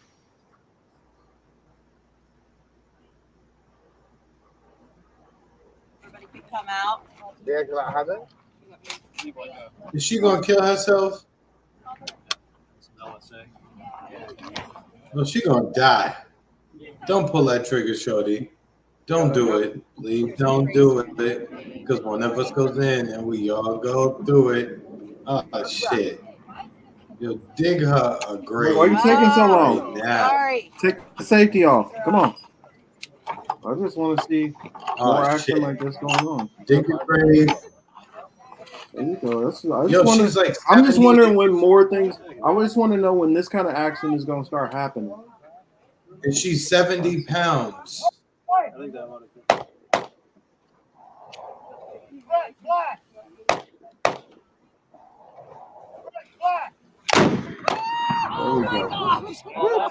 Another tracer. That's all I want. I want that. I just want to hear that sound more often. That's all. That's my response. I just want to hear that sound more often. Just want to hear that sound in response to those. No, it's on on the stand. So, and it's sitting on a table. I mean, typically that rifle you do shoot laying down. But I just want to see more of that. I just want to hear that sound happen more often in certain places. Like Washington D.C. I'm just, or in a certain place in Manhattan. I would just be so nice to hear that sound in Manhattan, right next to a big bull. That's all I'm saying. Yeah, no, they're not ready for that. Maybe even in certain parts of LA, it might be good to hear that sound. That's all I'll say. And I'll let you guys deduce what I mean. The military, Wesley. I neither confirm nor deny whatever the conclusions you may see or may think. Oh man, I don't know if you guys heard about this. This is bad. This is bad right here. What's going on in Libya? You guys see that? What's going on in Libya? Flooding, right? Turning overseas now to the Look at these videos. This devastating is floods in Libya. Officials fear up to 20,000 people could be dead in the city of Derna on the Mediterranean. We get more now from CBS's Charlie D'Agata. Even in the desperate search for survivors, a chaotic race to recover the dead. Waterborne diseases from the sheer number of bodies pose a deadly threat to those who survived Monday's catastrophic flooding, now struggling to survive its aftermath. A wall of water and mud several stories high swept away whole neighborhoods, a quarter of the coastal city of Derna. Downed buildings and destroyed cars show the force of the floodwaters unleashed after the collapse of two poorly maintained dams following torrential rains. It's not easy for a man to go through this, said Saad, who lost his home. No one helps you, not even the government. The devastation has been compounded by Libya's civil war, a country torn in two. The UN says countless lives would have been saved if a functioning alarm system and capable evacuation teams were in place and better care of critical infrastructure like those failed dams. We buried 25 people without knowing who they are or taking any samples. And the families of those people will never know what happened to their children, to their sons, to their daughters, to their wives. And those who have already accepted the very worst. Charlie D'Agata, CBS News. Yeah, man. I'm like, I couldn't even imagine that. But as you guys see, more and more and more of these things are starting to happen. This stuff is starting to get more frequent. The crazy part is that Obama has a fundraiser to help the people of Libya. I don't even know how to, slap in the face. That's just kind of too nice, but I don't know what else to say. It's kind of like what the Clintons did with Haiti, right? The same thing. It's crazy. And then, oh yeah, I don't know if y'all saw this crazy story, but this is jacked up. This is so messed up. But for those who missed the story, check this out. Seattle detective Daniel Otterer's body cam video released on Monday has sparked protests and messages to the police department. This is not okay, and we need them to take responsibility and take an action. Today, the detective is providing his content, sharing the letter he sent last month to the Office of Police Accountability, saying he wasn't trying to act with malice or a hard heart. I'm going to move this pin in a circle. I'm going to move it towards you. On January 23rd, Detective Otterer was dispatched to assist with a collision after another officer on his way to an emergency hit and killed 23-year-old John V. Condola. Otterer, who's the vice president of the police union, says as he drove home, his body-worn camera turned on and recorded a phone conversation with union president Mike Solon. I think she went up on the hood, hit the windshield, and when he hit the brakes, flew off the car. But she is dead.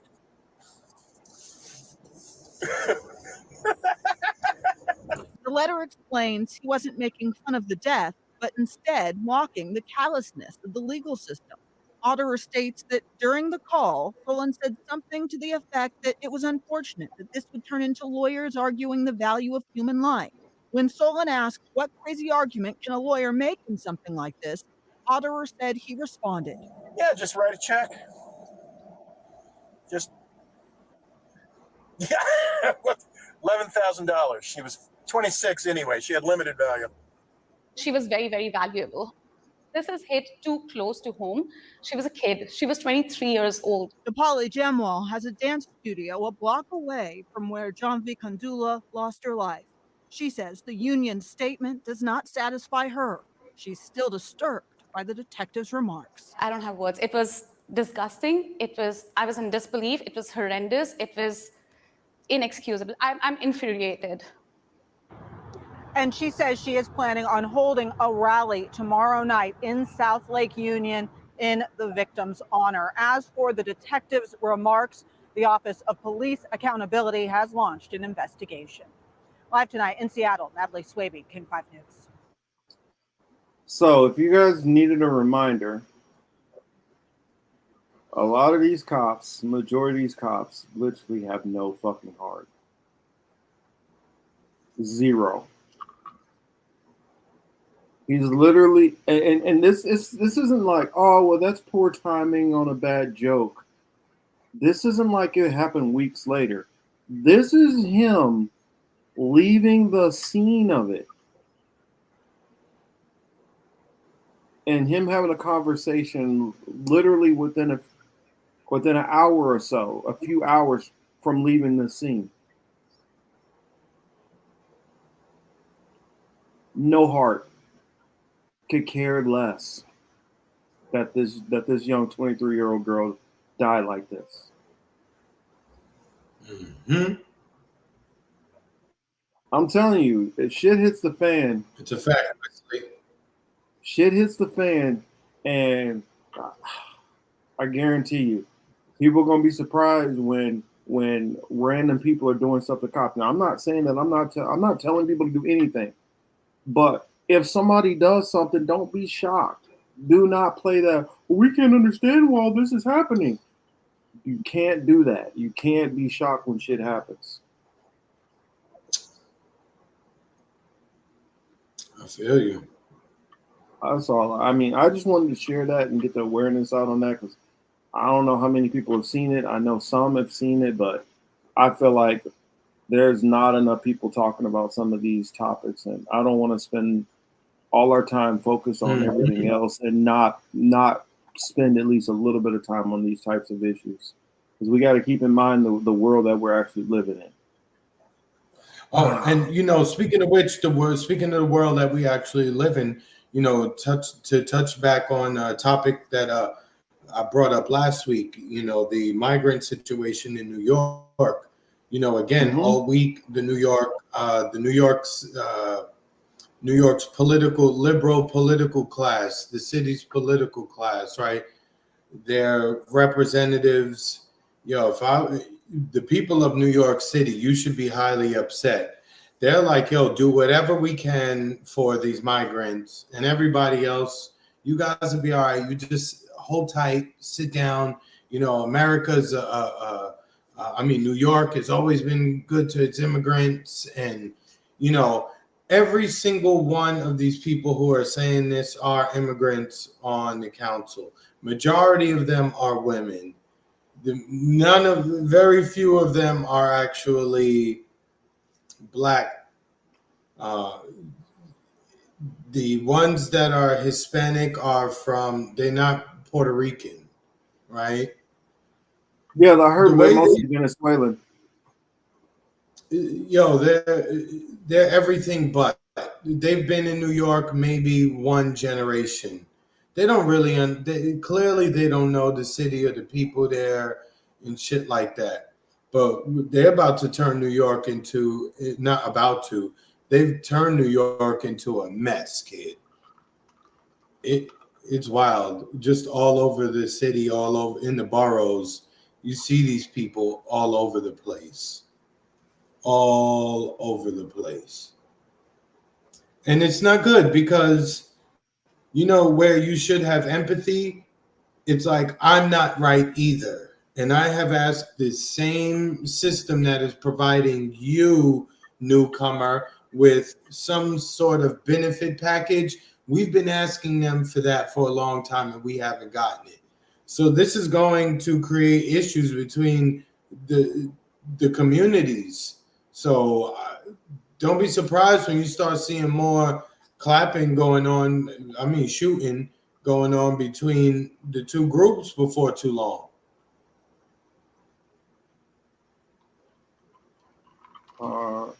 Let's see. And the politicians are pushing this show so hard. So,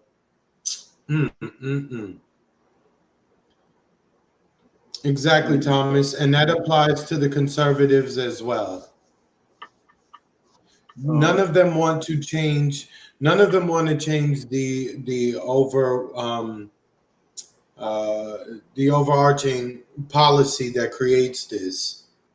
You know, me, I would love to deal with that.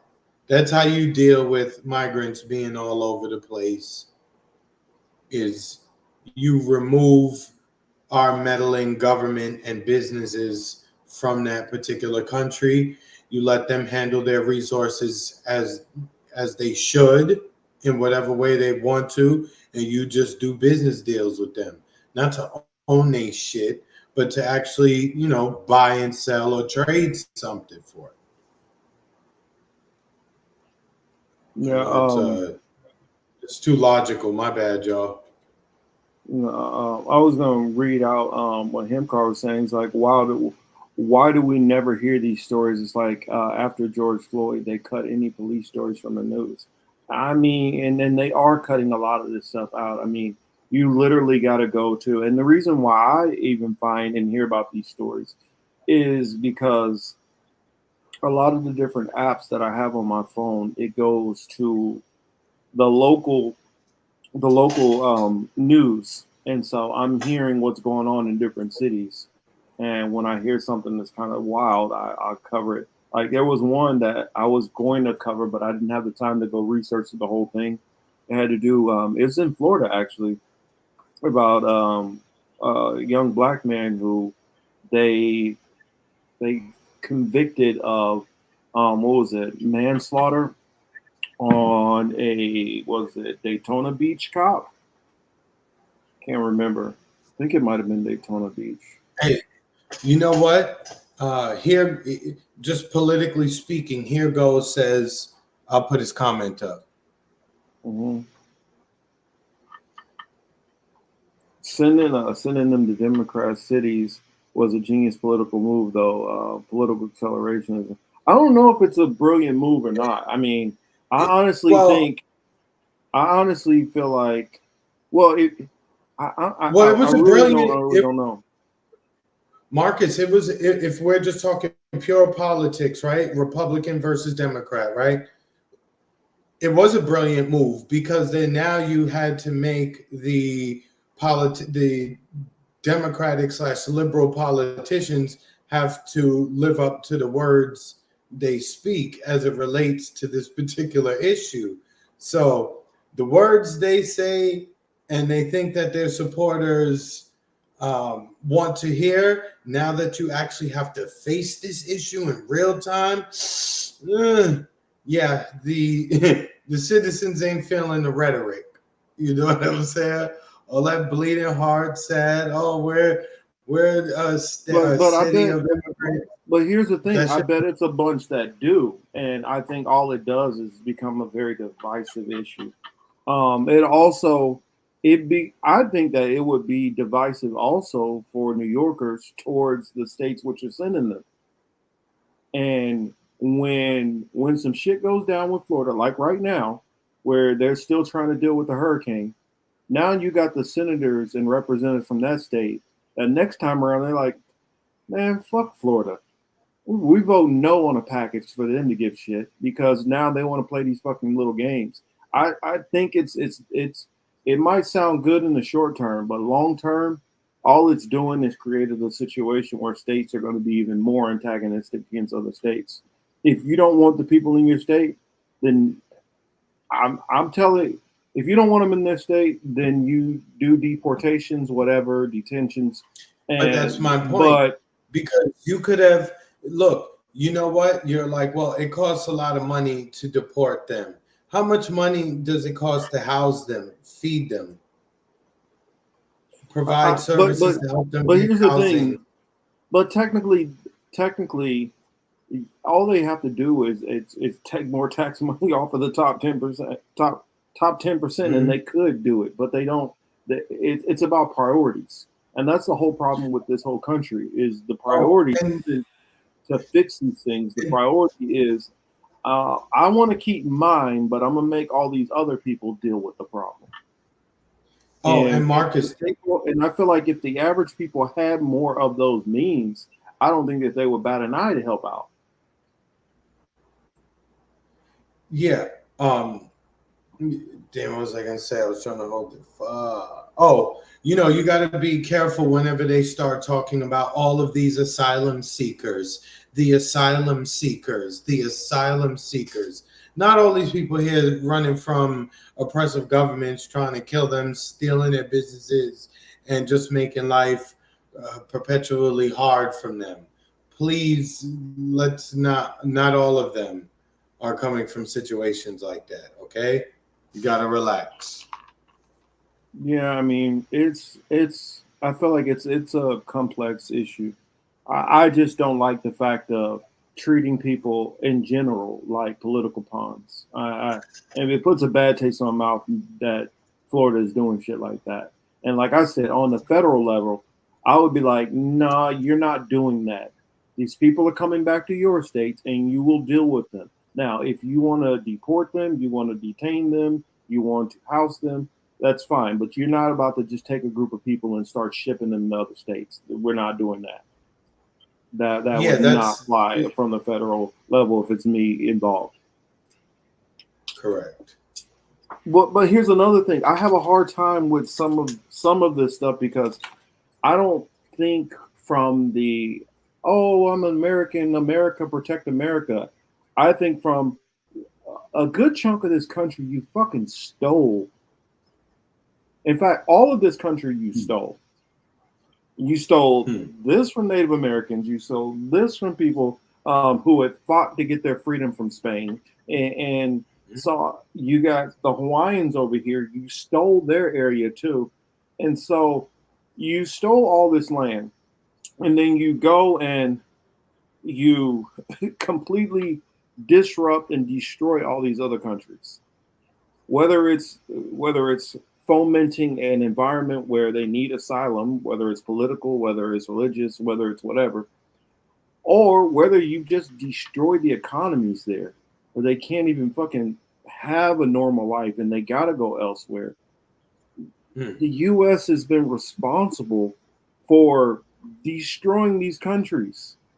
And then it feels weird to me to be like, I know we fucked up your country, but good luck, buddy. It's on you. I just have a hard time with that. That's where I have my issue at. So like Baba says here, we steal their land and then say you're on your own. I mean, if the U.S. wasn't, think about it. If the U.S. wasn't putting all the embargoes on all these countries, not only embargoes but tariffs and sanctions and all this shit on all these other countries, a lot of these places would be doing a lot better. Also, if we weren't running coups in their government and trying to prop up puppet leaders, and America is bringing all of this stuff to America.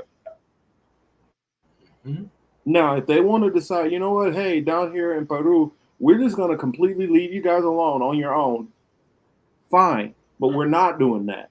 We're saying, no.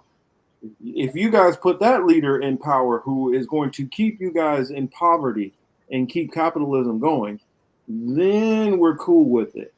Leave these people alone. If they want to run a communist government, let them. If they want to run a socialist government, let them. If they want to run a theocracy, let them.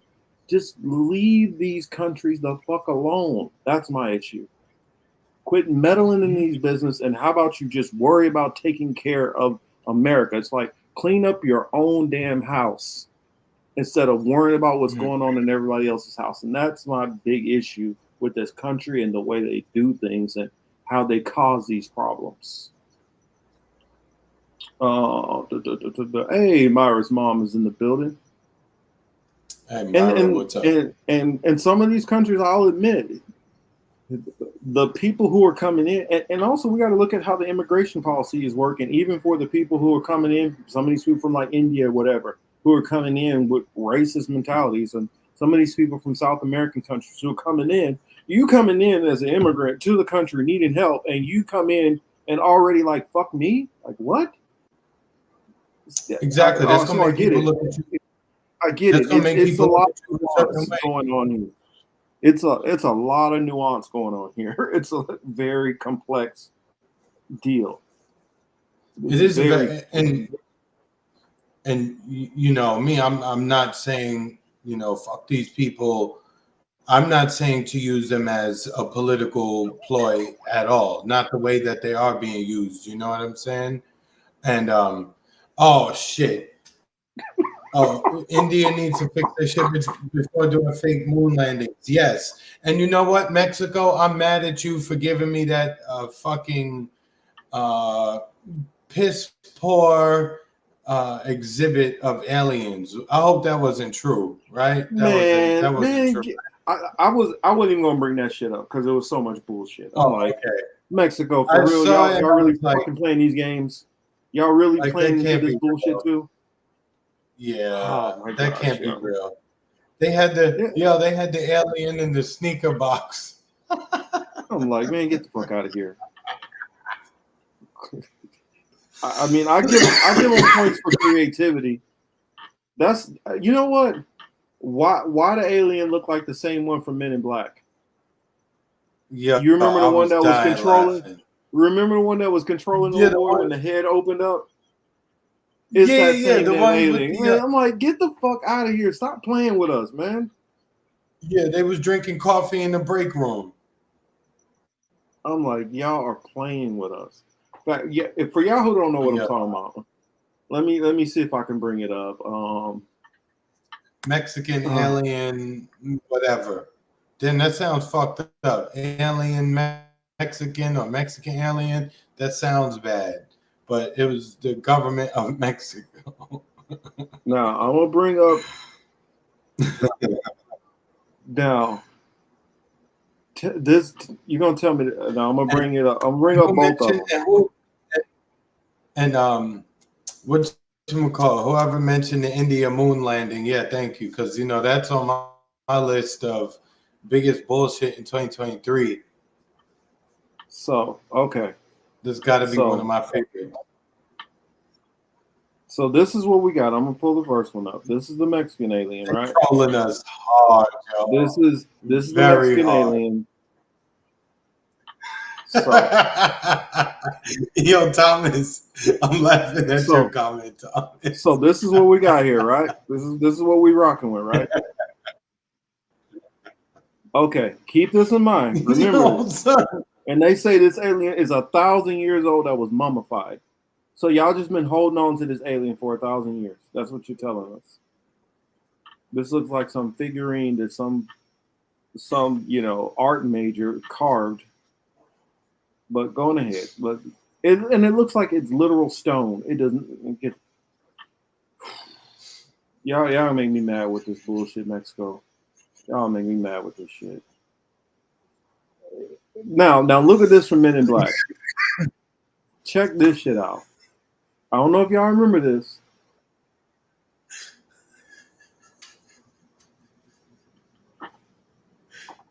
Really? Yo, you're gonna get us in trouble, dog. Don't play nothing. I'm not gonna play nothing. But really? Come on, Mexico. For real.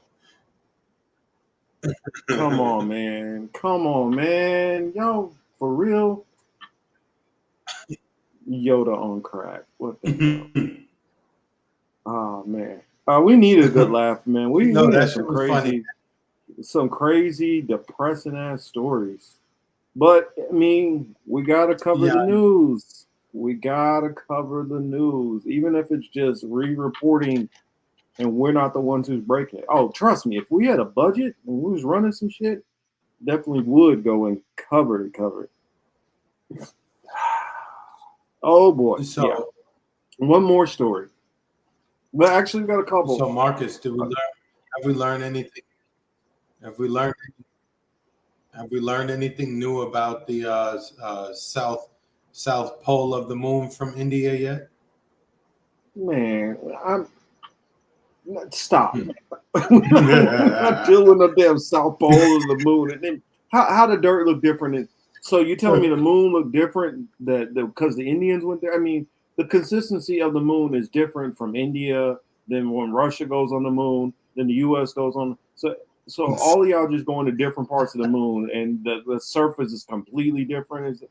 Man, come on. Why the moon don't look like it's made out of different shit? Marcus, I was going to call my cousin to find out. Boy, stop. I was going to call my cousin to get update on situation. Oh boy, you're gonna get us in trouble. That man. is what I was going to do. What? What is wrong with that? Boy, I'm telling you, you're gonna have a army of Indian people ready to kick your ass one day. No, those are my cousins, B. That's what I've been saying the whole time. You're gonna be getting beat with damn chocolates, man. Yo, look. They gonna see where I come from and they gonna say, okay, I get it. They gonna beat your ass with some chocolates. I'm telling you. Yeah, Peace Dove got it correct. All this stuff is a distraction. All this, and it's a I bad don't know distraction. why. I don't know why nobody. They can't even do a good job. Yo, for y'all who listen to a bunch of different other content creators, if they not talking about this shit, y'all need to be in their chats on they ass. Y'all need to be on their head about this. Now, I already know a lot of our different colleagues, some of them are covering this and paying attention. But y'all need to see this. Y'all ain't paying attention to this, then they're doing you a disservice. Was that my man with the ball fade? Capable strategic bombers, Yes, hypersonic missiles, and warships on Saturday. Rocket as he Man. continued his official tour of Russia. He was accompanied by President Vladimir Putin's defense minister, Sergei Shoigu. Russia's defense ministry said Shoigu showed Kim strategic bombers, which are capable of carrying nuclear weapons. The bombers form the backbone of Russia's nuclear air attack force, it added.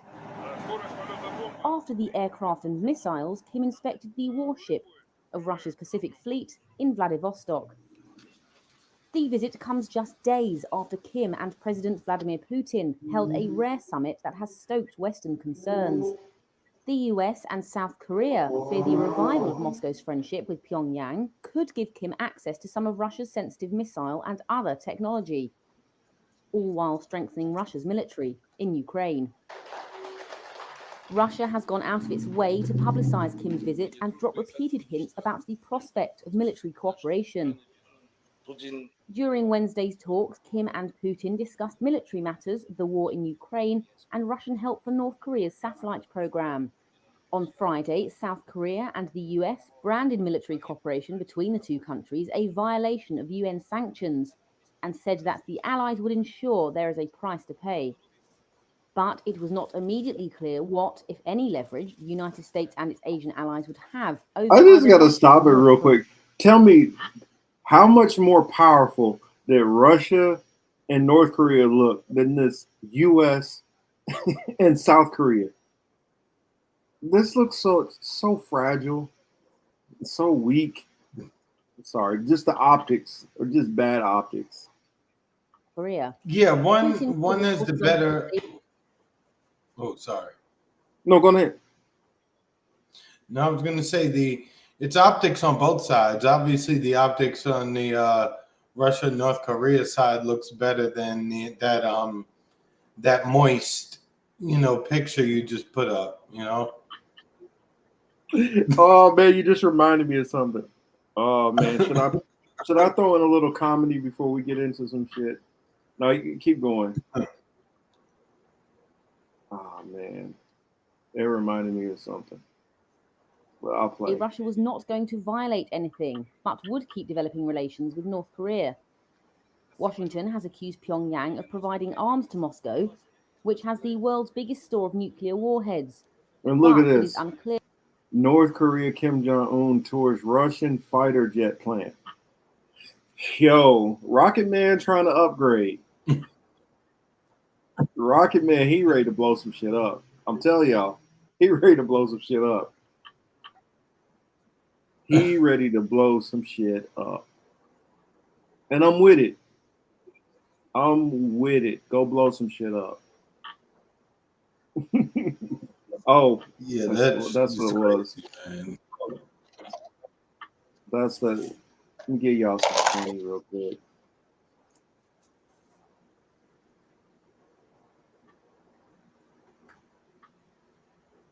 He took a chop train up there, a choo train up there. I got because see, you reminded me of something that was like. Oh, hold on. Okay, that's that version. Let me get y'all the original song, so y'all can hear what this song is supposed to sound like. First, don't worry, we won't get copyrighted for this. Yeah, don't get us jammed up. You know, our show last week was removed from YouTube. For those who don't know, you know, even though we didn't play any sound from it, more than likely it had to do with that Doja Cat clip. That was. That's what played. It was. It was the visuals. Yeah. Look, we used the visual. We didn't even play a second of the audio. And the algorithms caught it through the silent video, unless somebody actually reported it. But No. Their channel reported it. Their channel reported it. It's crazy. I mean, I think you would. It's this one channel. It no, talks Baba, about. you cannot. This is one song where it talks about church song. What is it? Is it Let It Rain? Is that the name of the song? Let me see if I can. Oh man, where's that song? Where's that song? Oh dang, how did I switch songs? Well, yeah, man, when y'all hear this.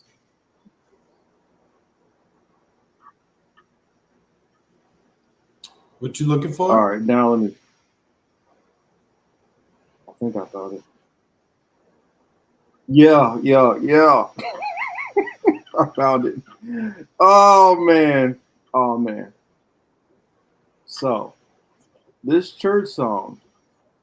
This is one church. They're singing this song.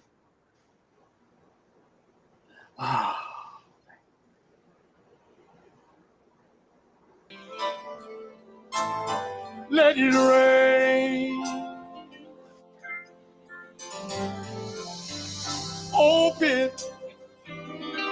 That's a little bit. I want everybody to say it with me tonight. If you Let it want rain. to do it for you tonight. And so it's a breakdown on this part, and he's just talking about. He starts talking about how because it's raining down, now he's wet. Well, some other church decided that they wanted to try to sing that song and imitate it. So this is this other church's version of it. Oh man, when I heard this, I almost fell over. I feel the rain. I feel the rain. I feel the rain. I feel the rain. I feel the rain. I feel the rain. It's raining all over me. I'm moist. I'm moist. Call and response, I said I'm moist. I'm moist. Good God, I'm moist. I'm moist. Yes, I am. Rain all over me. I'm saturated. I'm saturated. I'm saturated. I'm saturated. I'm saturated. I'm saturated. Yes, I am. I'm saturated. Yes, I am. Yes, I am. I'm down. I'm down. I'm down. I'm down. Lord, I'm down. I'm down. Oh, Lord, I'm down. I'm even wet. Wet. Well, I'm before you, Lord. Wet. Lord, I'm wet. Wet. Will you open the floodgates? Yo, what is this?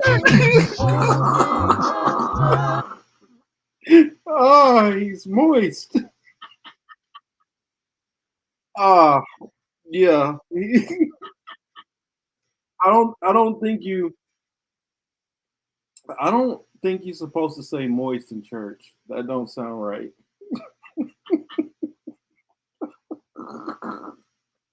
Oh no, let me see. The baseball. Oh, Ambassador Scorpio says, anyway, cheers from Buenos Aires, Argentina. I follow your streams when possible. Thank you. Thank you. It's good to hear that we're reaching all the way out there. Yes, Appreciate it. Hopefully, we're going all through Latino America. That's where I want to be. Wow, water sports at its best. Yo, Trez is just funny. That's what I said. If I'm ever in the Bay Area, I gotta meet up with our Trez. I got to. No, Trez, he's a funny dude, man. He's Sharp. hilarious. He reminds me of my friend from Iran, Iran. He's got the same sharp comebacks.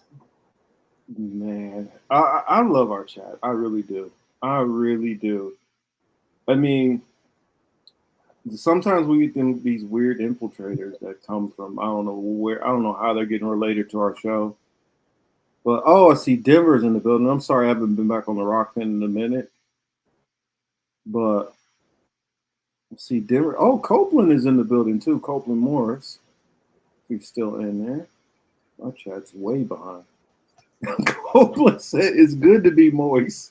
Moist of the time. Oh, y'all are too much. Y'all are too much. Yeah, they better watch out for little Rocket Man.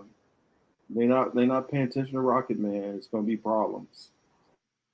Moist and saturated. Yes. Y'all heard it right. He's saturated too. But Chris, I wanted to share this. Particularly, we needed a little levity after that. So I got I want to show a little bit of this from Dr. Shiva because Thomas was asking who is Dr. Shiva. So I want to just play a little bit of it. I definitely recommend. He's an independent candidate running for president. This interview in particular, man, there's so much stuff that he says in this 15-minute interview that we have been saying, and I'm not saying only. He's saying a whole lot of other stuff that we weren't saying, but he says a lot of stuff in here that we have been echoing also for 3 years. And how I don't know how he managed to fit all that into 15 minutes and add a whole bunch of other stuff on top of it. I mean, how he's able to hit all of these points and be so precise and concise. I mean, it's impressive. Definitely a brilliant man. Definitely a man who understands what the hell is really going on. So let's play a little bit of Dr. Shiva for you. This interview, I've seen a couple of them, but this one was one of the shorter ones, and it definitely hit on a lot of good points that I'd like to share with y'all. So Let me show you this and give you guys a little indication of what you might see once we get Dr. Shiva on the show. Of course, you guys know me. I'm gonna try to figure out through all his interviews questions that nobody else has asked, so we can be able to hit on a couple of different notes that other people haven't hit on, and so it doesn't become just an interview that's a redundant interview.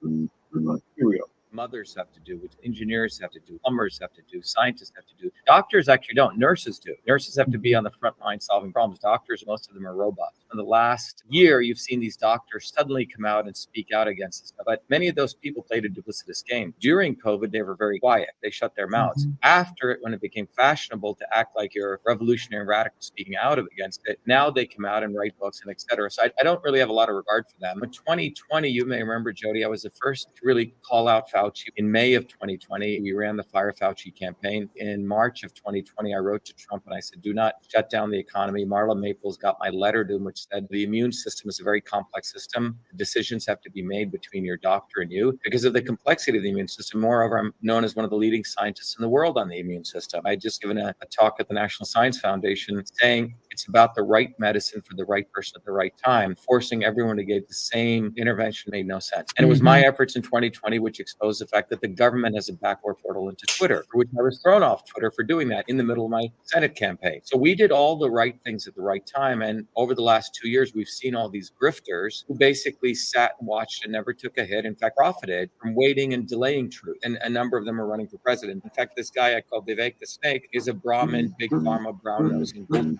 that's what he is. That's a technical term, frankly, that we should start assigning to him. So they're trying to always wriggle around how you can manipulate people.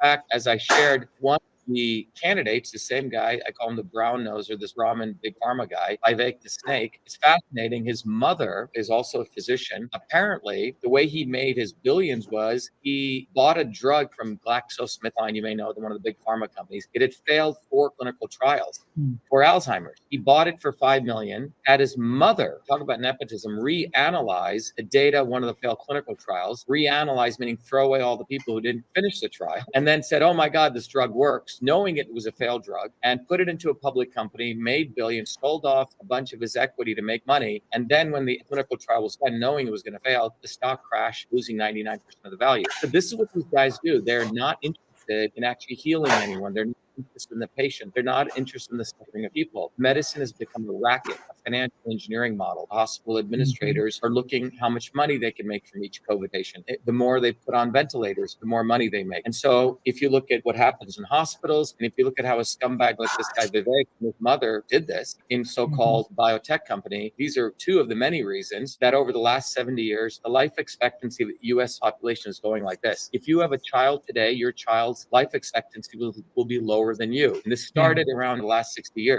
70 years. And it's a policies of both the left and the right, Republican and Democrat. It's not any one thing. It's been the income inequality. It's been Obamacare. It's been the toxins in the soil.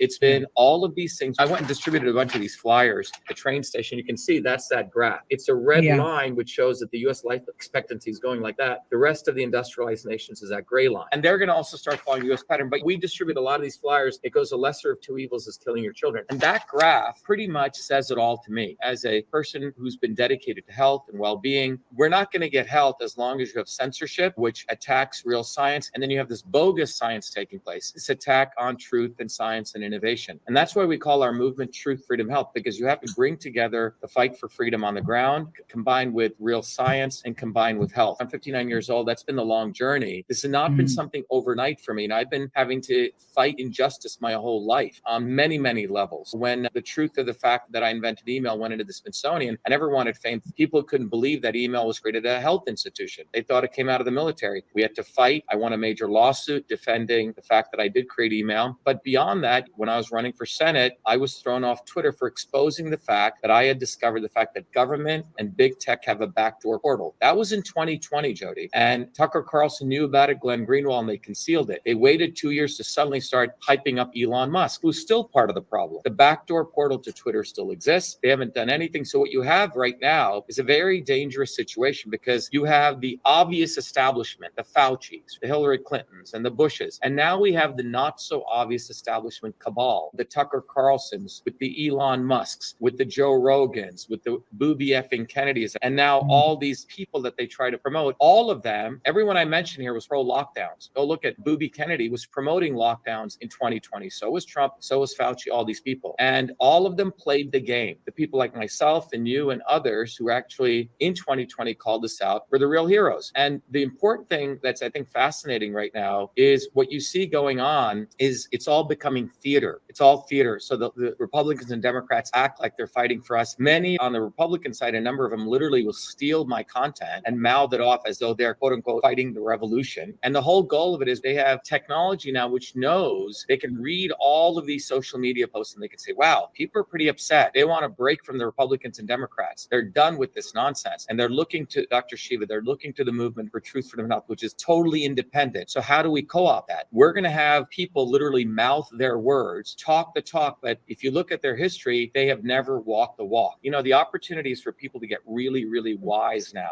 Go look at these people, what they actually did. And I give people the date, March of 2020. What did Booby effing Kennedy do in 2020? He was promoting lockdowns, strict lockdowns, even more than Fauci. Trump did not fire Fauci. Trump supported him. He enabled Big Pharma. Pfizer's revenue was down to 45 billion. Because of Trump, it went up to 80 billion, and then Biden up to 100 billion. Both of these guys, Trump and Biden, got $1 million or more for their inauguration. Trump claimed he was against Big Pharma. So we're at a very, very important point where it's time for people to not get lost again. Do not believe what these people say, no matter how good it sounds. And that's the devil. Satan knows how to speak with the right words. But go look at the humble people who are on the ground doing the work. The establishment, in my opinion, many other people's opinion, they know that I'm a brown looking guy. We reach about 500 million people. So they literally went and found this other brown looking brown noser. It's a psyop. And this dude, Vivek, comes out of nowhere. He's a snake. He was all in for mask mandates, all in for vaccine mandates. He's Big Pharma's brown noser. And so we have to ask, why is he getting so much visibility? The liberal New York Times has him every day. That means there's a PR person and an insider who is all lockstep and barrel. But the most important news that came out was this fool gave $2,700 to Dena Grayson. Everyone should go look her up. Dena Grayson, a medical doctor and PhD, who is the biggest rabid pro Big Pharma person, the biggest pro vaccine mandate person, the biggest pro mask person in 2016. I've broken from Trump, but more importantly, she's rabidly anti-Trump, wants to have Trump indicted, wants to have him arrested. And that's who Vivek gave $2,700 to. And they have a whole farm league of these people. It was Obama for a while, then they did Trump, then they have Tulsi Gabbard, they have Bernie Sanders. You see, they have a whole farm league of these people who say the right words on the left and right when they know that people are.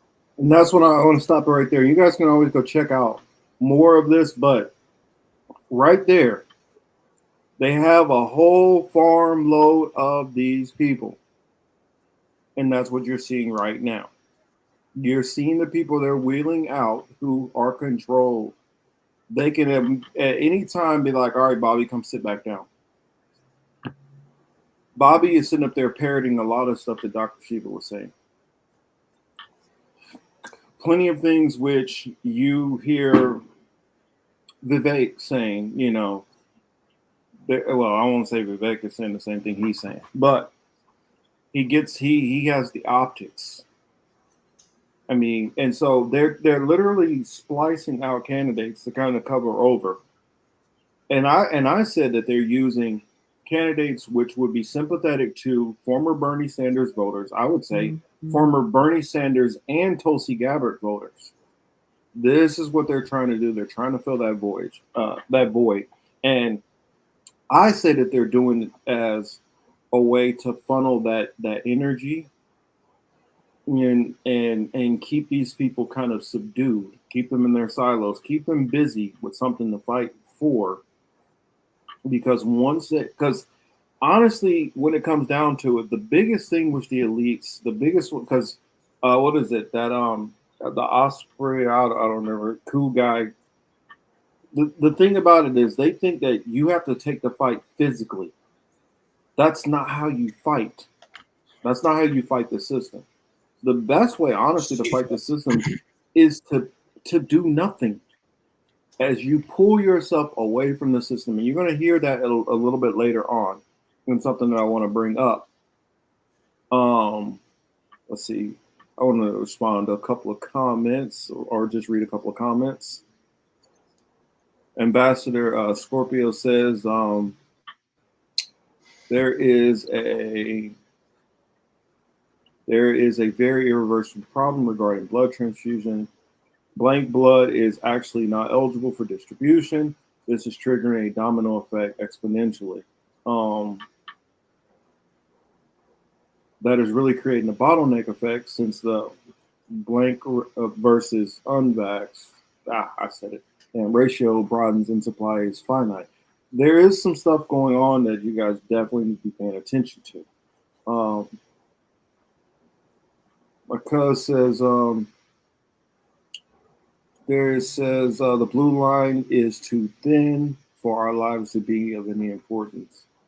That's very true. Yeah, Vivek is definitely dropping in the polls. I think people are starting to see through it because they look at it like this. Well, I think that people are seeing through him just overall, and they're starting to see he's kind of a two-faced liar. And also, if you already have Trump, why do you need Vivek? You don't. Well, I'll rely more on my. It's one of Yes. Vivek is one of those people. The longer he talks, the more he exposes himself, and he's full of himself, and he loves to hear himself talk. So it doesn't take long to realize that he's full of shit. Yep. And so I figure I'll share a little bit of the TikTok that I just dropped. Hopefully you guys go and check out my TikTok also. Because occasionally I'm gonna be putting stuff on there that I might put it on to here or my other channel, which I do put a lot of my TikTok stuff on my other channel to keep content on that channel. But it's not getting. I know that channel is extremely throttled back, so I know a lot of people are not watching it. But I'm gonna just play a little bit. I'm not gonna play the whole thing. That way, it'll force you guys to go over to my TikTok, of course. But I'll play a little bit of this. I know everybody doesn't always stick around for longer videos, but I definitely recommend if you're a person Can't hear it. Just understand some of the stereotypes and negative depictions. Man, I guess the volume is a little low on that. Let me skip ahead. Basically wanted to strut like a peacock when the brothers. Definitely that we've dealt with over the years that led to a lot of the stereotypes and discrimination. Man, Hollywood and the media, and that's the images that they put out. So you That's remember it, back in the 70s when them cats was, jab, all the over exaggerated, that old jab talking and what's up? That was their idea of what a black man. They basically wanted to strut like a peacock when the brothers. I remember years ago, Robert Townsend put out a movie, and he showed that this is what they have to do in Hollywood, where they'll tell them they don't want the intellectual, they want you to play the stereotype. Jive, turkey. This is bullshit. What? This is bullshit. You know what I'm talking about? This is some more the white man stereotype of a black man, yeah, brother. Really? Yeah, brother. Only an Uncle Tom would do this shit. They just looking for somebody to sell out. Sell out? The only role they gonna let us do is a slave, a butler, or some street hood or something. Don't sell out, brother. Don't be a butler or a slave. Jesse Wilson. Jesse Wilson, you're next. That's me. Good luck, brother.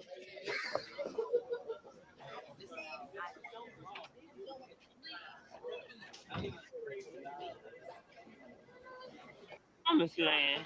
Cleveland.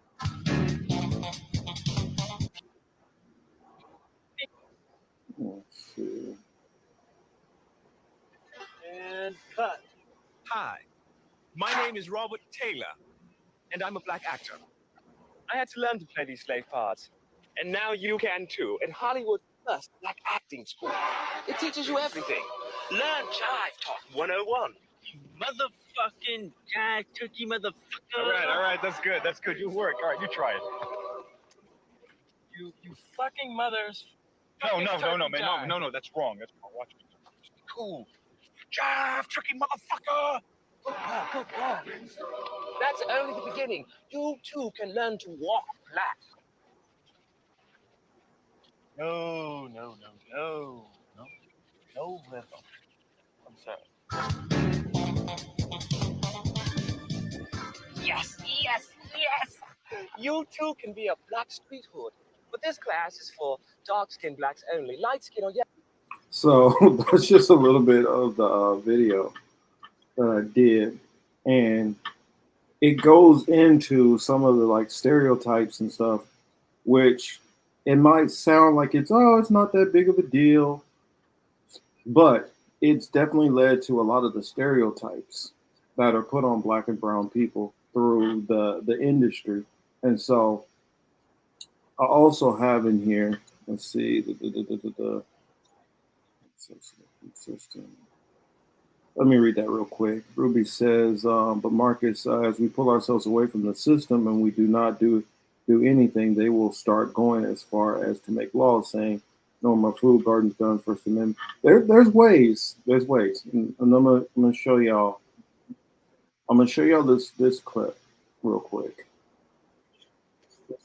I'll show y'all this clip. Here we go. So, oh yeah, that's right. Before I get into that clip, I wanted to show that for a reason. The stereotypes. So, remember I was telling you about the frats. I just wanted to read some of these because I kind of just flashed it last week.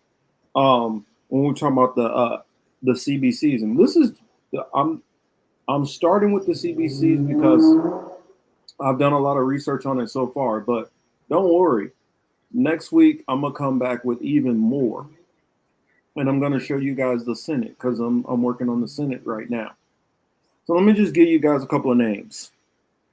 Let's try it. We already talked about Cory Booker, right?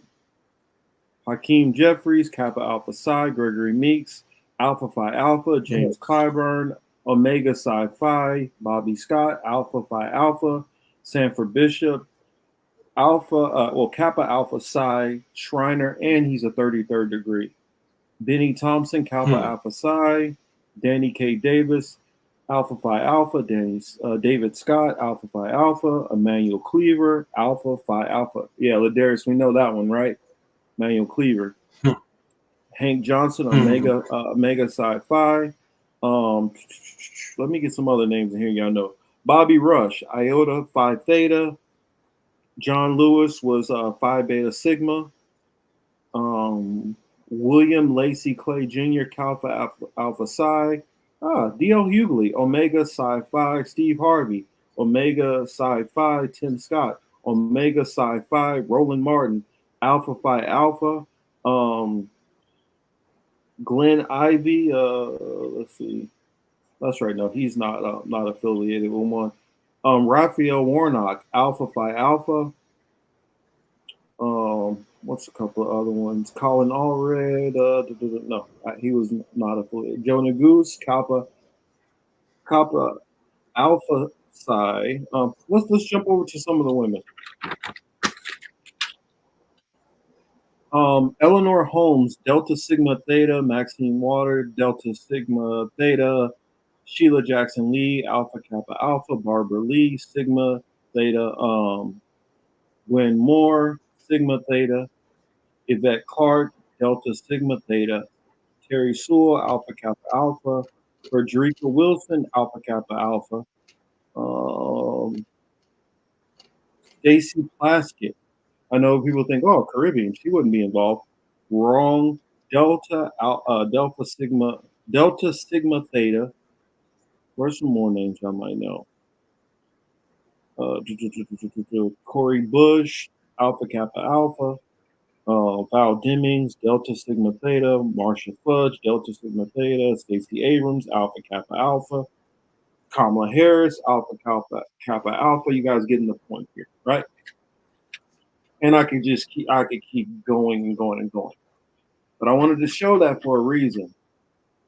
as a little setup to this video here. So I'm gonna show y'all I got a couple of timestamps that I wanted to go to specifically on that.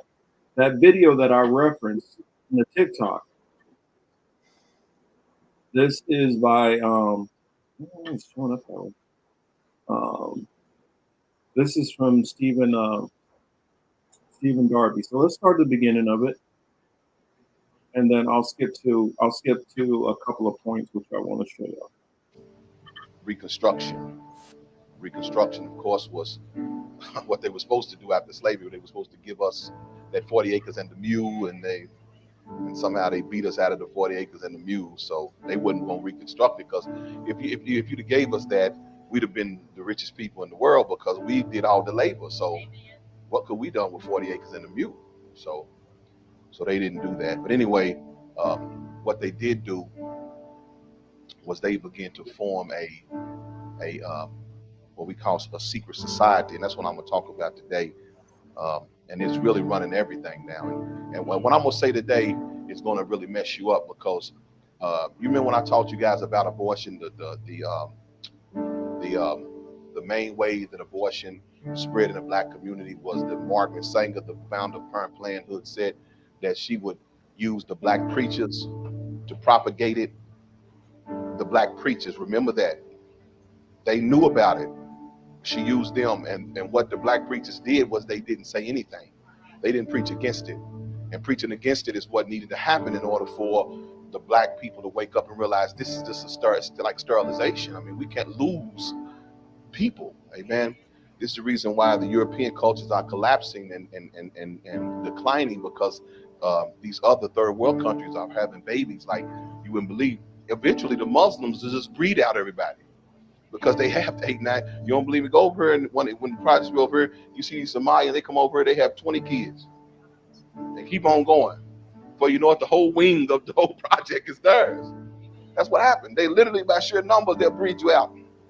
Well, because of this eugenics, which was basically population control, that's the word you need to study if you hear anything I'm saying, which Margaret Sanger was a big part of that, which was eugenics is what Hitler taught anyway, where he got his information from. But I wanted to start off with that intro. Of course, I don't agree with every single thing he says, but I definitely recommend you to check it out. And the key part which he was talking about is how these different groups, they focused on the pastors in the black church. And they noticed also that, and whether it's from something genetic that can be going on, whether it's something just more suicide rates are higher. But one thing that's been happening definitely in the European nations is there's been population decline that's been going on. And this has been going on for a long time. That's the reason how you have this replacement theology stuff starts coming in, and you have these extremists want to do crazy shit. And it's a fear of the population growth outpacing white population growth. Now, I know everybody here is not concerned and all that stuff, but there are people who are concerned about that, and they push that, and that breeds extremists. So people like a Margaret Sanger would push to go against that. We need to push abortion in the black and brown community so that they don't get so higher in numbers, because they're having kids faster than we are.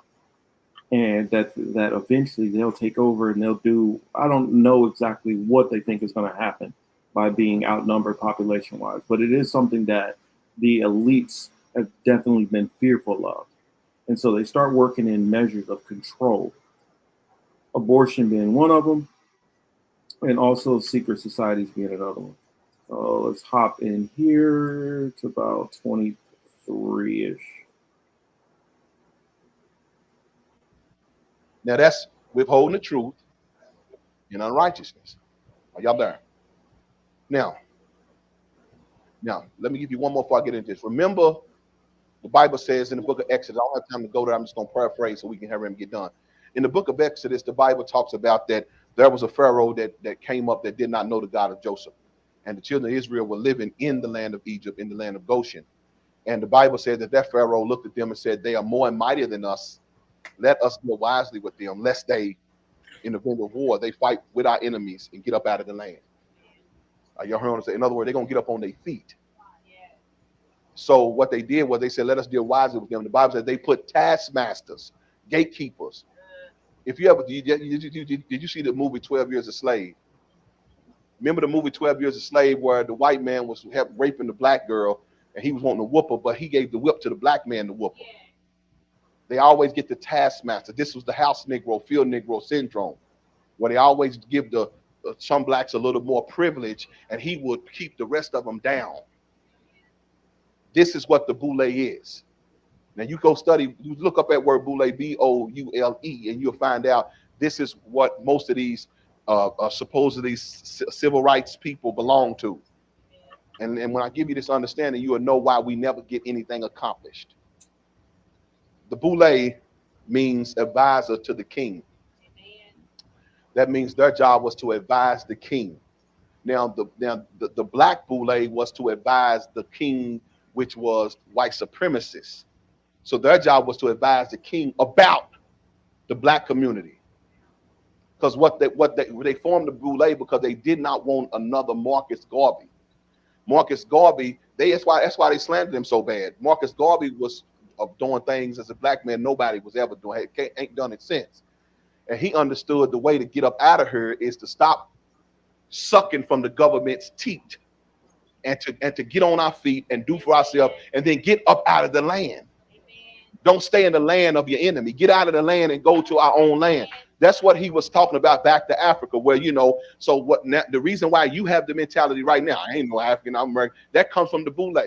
That comes from those uppity Negroes teaching you that no, that's the wrong thinking. See, we got to go along to get along. And see, we've been going along to get along, but we've been managed.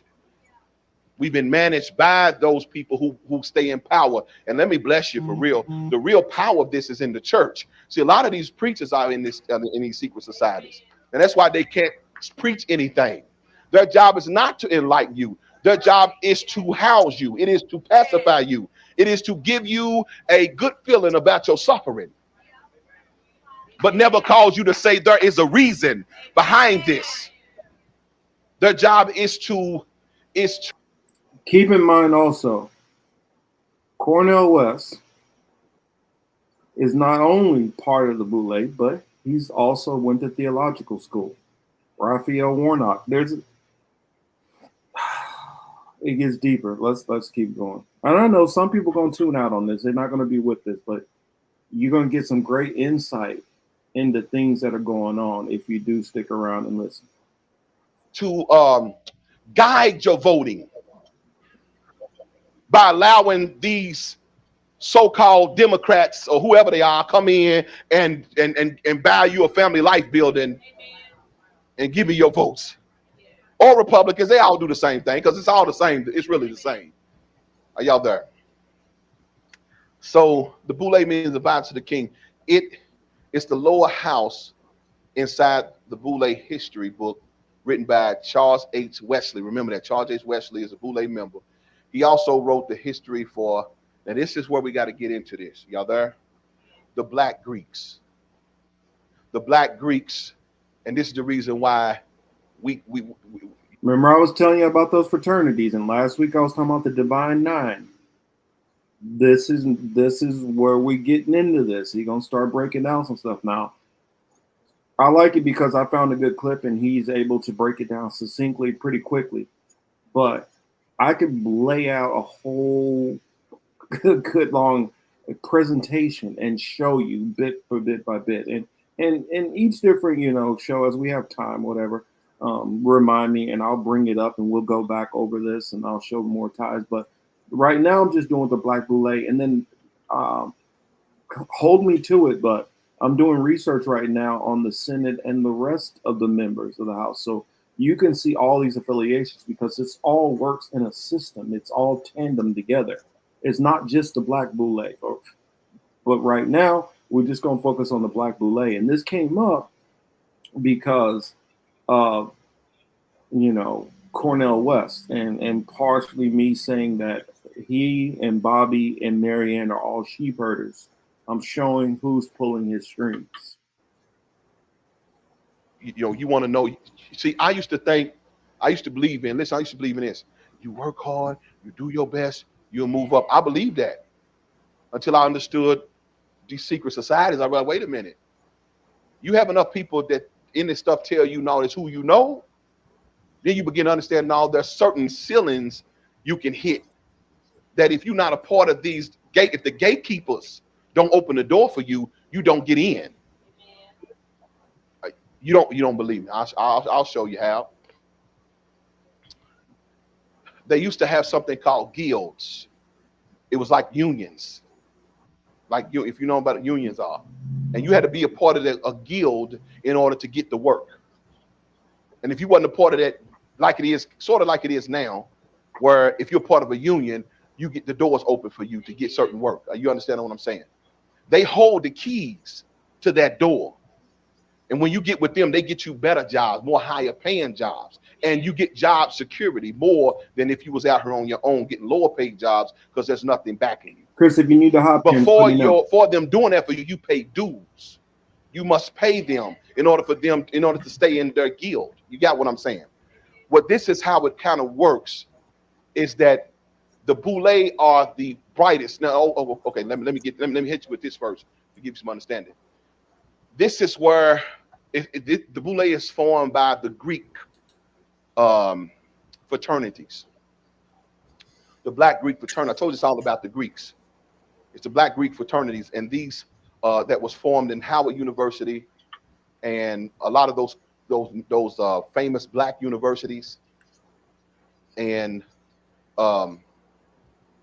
it's also part of the Prince Hall Masons and the Elks. These are the secret societies in the hood that you don't even know that they here.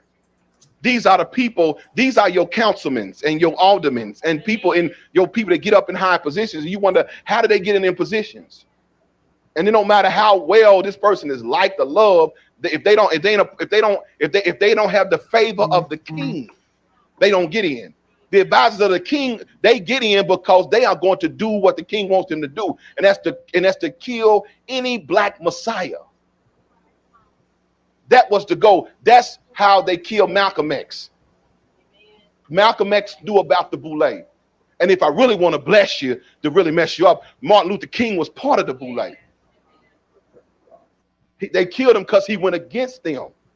He was in it. He went against them when he started talking about white stuff.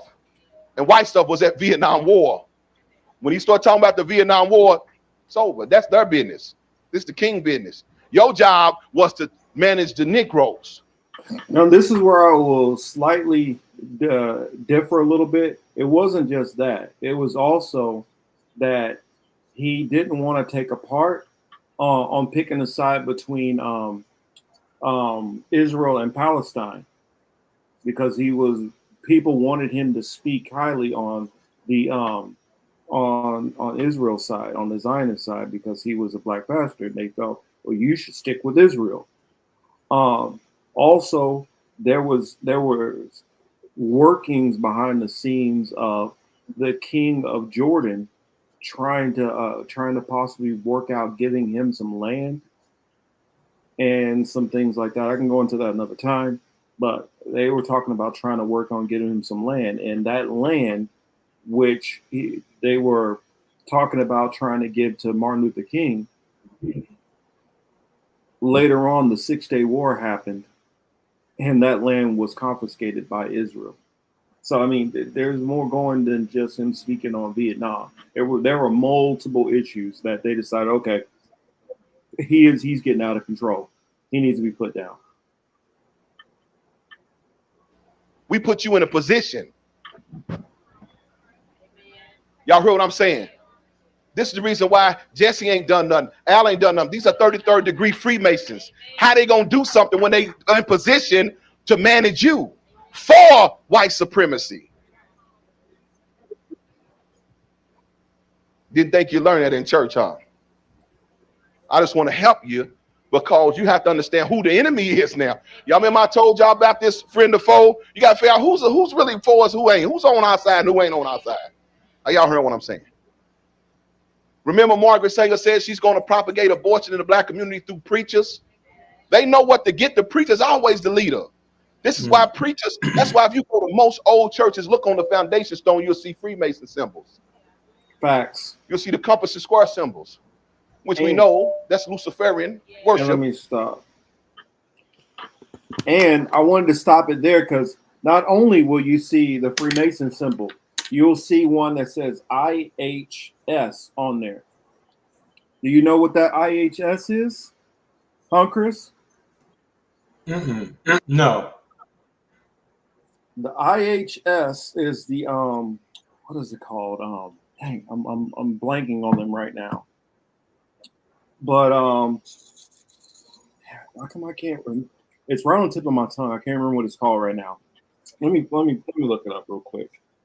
Dang, why I can't remember why I can't remember what it's called.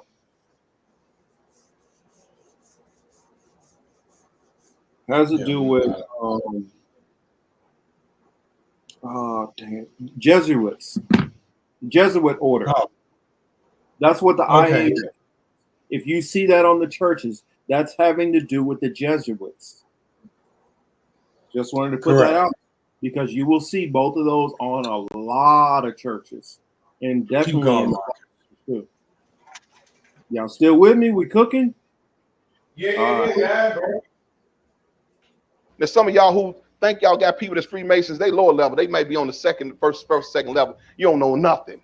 And this is what we were talking about last week with Sabby when I was saying, putting out the disclaimer. Not all of these people that you know who just because they're in a frat or sorority that they're involved to a level.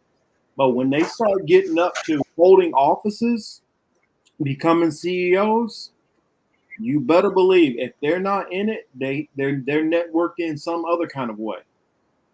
But all of these people, you need ties to get to these levels. And it's not just in politics. It's not just in the churches. It's also in the entertainment industry also. It's even in pro sports. With the Shaquille O'Neals, the LeBron James, the Jay-Z's, the Beyoncés. All of these people are all involved in this network. That's what we have to understand. If you're seeing most of these people, in order for them to get in front of any kind of camera, no matter what lane they're in, they had to get involved with these types of people. And when you find out who the Boule class and the Prince Free Hall, the Prince Hall and the Eastern Order, and you start finding out all this stuff, you start realizing that the Divine Nine and the Black Greeks report to other Greek fraternities. Trying to remember what was the one? Let me see. Hold on. Where did it? Chuck Schumer. Where is he at? Well, you know, fraternity. Never mind. No, I had Chuck Schumer on the list. I don't remember where I put in that because I got like Mitch. I even got Mitch McConnell is Phi Kappa Tau. So Mitch McConnell, he's fraternity. You know, the Tom Cottons, Rand Paul, Mitt Romney. You all of these people are part of fraternities. They're just on the other side. Because you go back to the early times, it was only you couldn't be in any of these Greek fraternities unless you were white.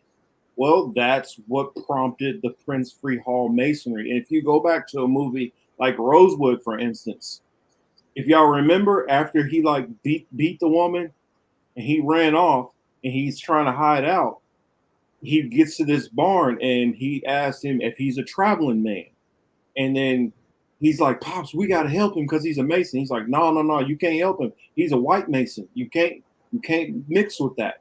If y'all remember that movie, go back and look at it. Y'all will see they were showing you how this Mason stuff, even in a movie like that.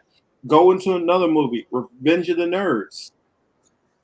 Remember the nerdy group, they're getting beat up by the other one. And that's like the difference between, okay, you got the Democrats over here, Republicans, and then who do they get their backing from? Lambda Mu, which was the black fraternity. they tell you all this stuff and they put it in front of y'all, but they're so arrogant they don't believe that any of y'all ever gonna catch on to it. But here, let's continue. And I'll stop in a little bit, but I just wanted to give y'all a little taste of this. When you get to that third level, you start getting some knowledge. And when you get all the way up them steps and get over to that 32nd level, you know that you're serving Lucifer.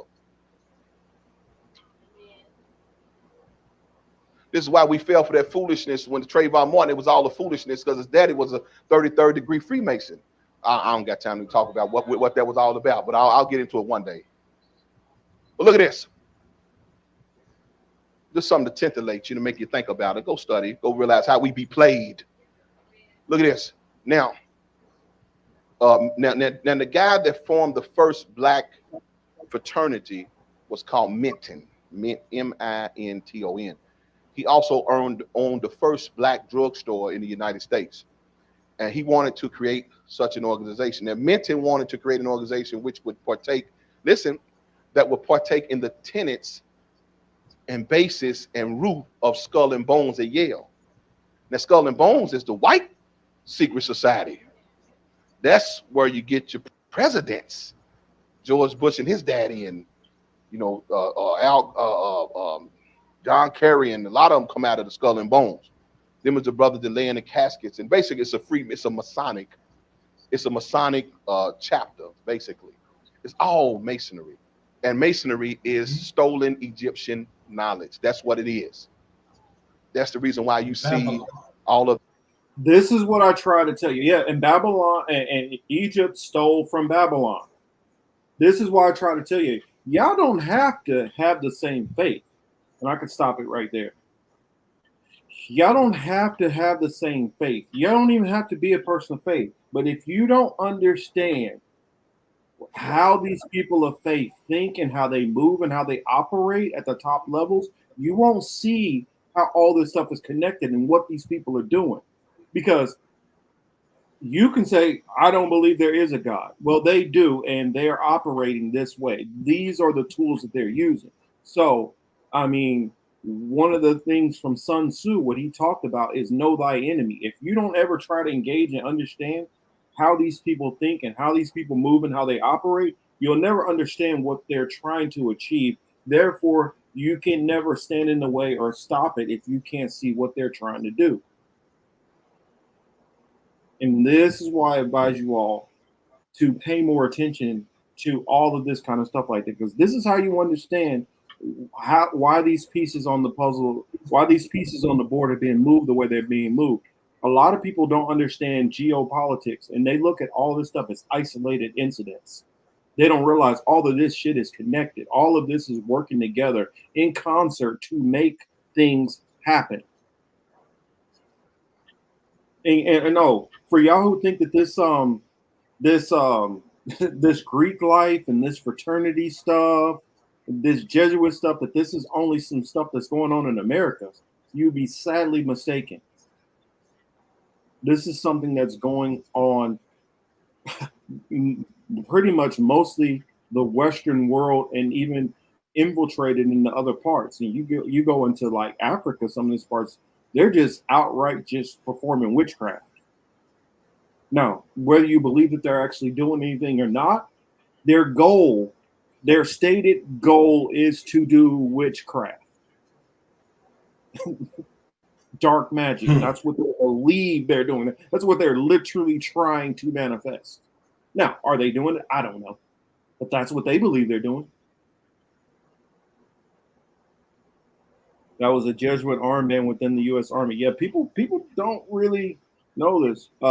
Ambassador says, I don't know if you remember, but in 2003 in Iraq, U.S. Army stormed the ancient library in Baghdad and basically stole engraved stones from it and replaced them with fake and broken ones. Exactly. Why are they doing that? Why would that be of any value?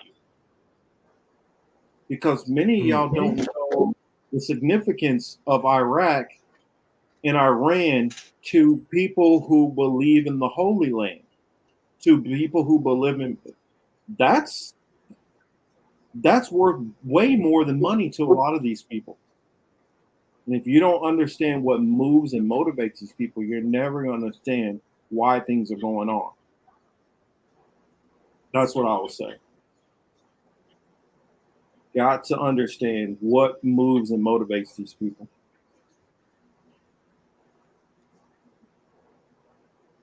But yeah, I mean, I see it's getting long, getting late in the night. I don't want to keep y'all too much longer. Baghdad is a Stargate. No, it could be. I mean, this is what I've heard also. If you go back to the area where Jacob in the Bible was the ladder where the angels were going up and down from, was roughly near that area. Another thing that I would say is the reason why you guys see me cover a whole lot with what's going on with Israel and things like that is because even these people who say they tell you, "Oh, I don't believe in Judaism," and these so-called secular Zionists, they're not secular. They're not secular. Now, do they believe in Judaism and they keep in Yom Kippur or Rosh Hashanah? Are they keeping Day of Atonement? Are they keeping any of that stuff? No, they're not doing that. Are they going to the synagogue? Not unless it's somebody's bar mitzvah in their family or something. Are they keeping Shabbat? No, they're not doing any of that stuff. Are they eating kosher? No, they don't care about none of that stuff. But they do have a faith system. They do have something they believe in. They're just not telling you about it. In fact, ask yourself why at the UN that they have these different. They have the theocracy society. What was it called? What was the one we talked about, Chris? You remember? Was it Lucifer Trust or something like that? Where they have them come into the UN and they do these meditations with world leaders. Y'all know. Oh yeah. But for people who don't know about that, they just think that they're just all that geopolitics has nothing to do with any kind of faith or any kind of belief system that these people have. Now, I'm not saying that their belief is Judeo-Christian. I'm not saying what it is. I'm just telling you these people have a faith and a belief system. That's what's motivating these people to do what they're doing. So you said that multiple times here. I try to say it all the time because since I do have a faith system and I do know I can see clearly what these people's motivations are by the moves that they're doing. It's kind of like if you playing ball with somebody and you know this dude is an outside shooter and you see that he keeps floating around the 3-point line. He don't want to drive in for a rebound. He kind of does a little jab step in, kind of pops back out. You know he's setting up to try to get himself open to take a 3-point shot. Yeah, of course. It's the same thing if you got somebody in the post. If they keep kind of floating down and trying to post up on somebody, they want to make moves in the post. What I'm telling you is I'm seeing the shots that these people are trying to set up, and it's pretty clear. But if you don't try to pay attention to what movements they're even trying to do, you will miss this stuff. It's a reason why Baghdad, I mean, you saw the Wesley Clark, right? What Wesley Clark said about going into those 7 different nations, talking about before we went into Iraq, before 9/11 even happened, they were talking about that it was going to be 7 countries they were going to invade. Why are they telling him that? If you read into like Albert Pike, Morals and Dogma, why does he know in the 1800s that there's going to be 3 world wars and who's going to be on what sides? How would he know who's going to be on what side, 50, 60, 70, 100 years after his death? How would he know this? Because there is a plan at play. And so far, nothing has knocked it off of that trajectory. This is what I'll tell y'all. But let's see. Let's read a couple of comments before we get out of here. Oh yeah, people don't even know what the Vatican's sitting on. I mean, I've been to the Vatican, so I've seen some of the stuff, and it's wow. Oh yeah, next week I'm bringing some more because I'm gonna go into the Senate. I'm gonna go into the Senate side at the political matrix. In the Bible, God is always angry with Babylon. Always said, "Mystery Babylon." Might you know what that means? Oh, I can definitely tell you what Mystery Babylon is. For one, in the Bible, you have multiple Babylons. You have the ancient Babylon, which in secular terms is ancient Sumeria. Then you have later on the nation of Babylon, which rose back up roughly in that same area, that took over after the Assyrians dominated that nation over there. Which is kind of the crazy part is, it's all the same area. Sumeria rose up, it dropped down from being a major nation. Then you had Egypt start kind of doing this thing over there. Then you had Syria start rising up and kind of dominating, then went in and start taking over these other nations and start subjugating the people and all that stuff like that. Then Assyria, Babylon start rising up in a corner of it and then eventually start dominating and pushing that out. Then Babylon became a major power. Then Babylon was taken down, and when you had the Medo-Persian Empire come up, Medo-Persian Empire came up, and you had Egypt being a power again for a while. Then after the Medo-Persian Empire was taken down by the Greek Empire, and then the third Babylon, because the first two were actual physical locations, the third one is metaphorical. It says Mystery Babylon is spiritually Sodom and Egypt. And if you understand what the Bible talks about Sodom completely, not just the one aspect people focus on, but if you understand what it's talking about with Sodom and Egypt, and it describes it multiple times, Sodom, Egypt, and the reason why it calls it Babylon is because of the mysteries and the faith system that was taken from ancient Babylon. I mean, I can get into that breakdown another time. I mean, Chris, just hit me up in the DM.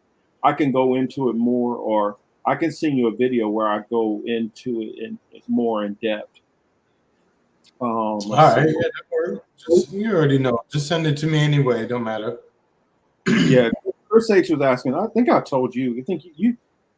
I mean, for those who want to look up, was it Revelations 13? If you look up Revelations 13, it gives you a description of what Mystery Babylon is, and someplace it would say would have to be fit in the description of what this Mystery Babylon is.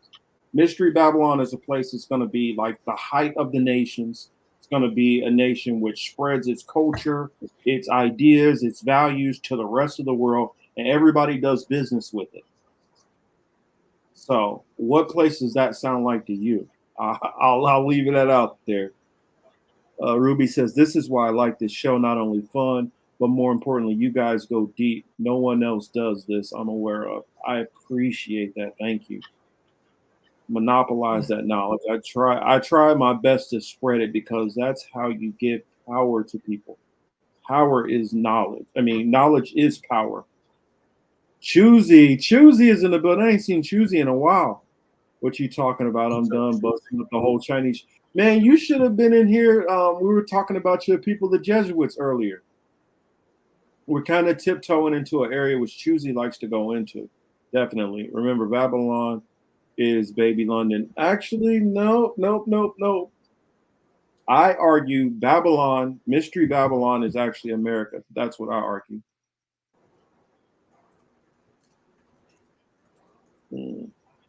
Got an innocent these religions, and more or less, what's the real meaning of the word club? Where does that come from? Oh yeah, it's a lot of stuff. Club, Central London Underground base.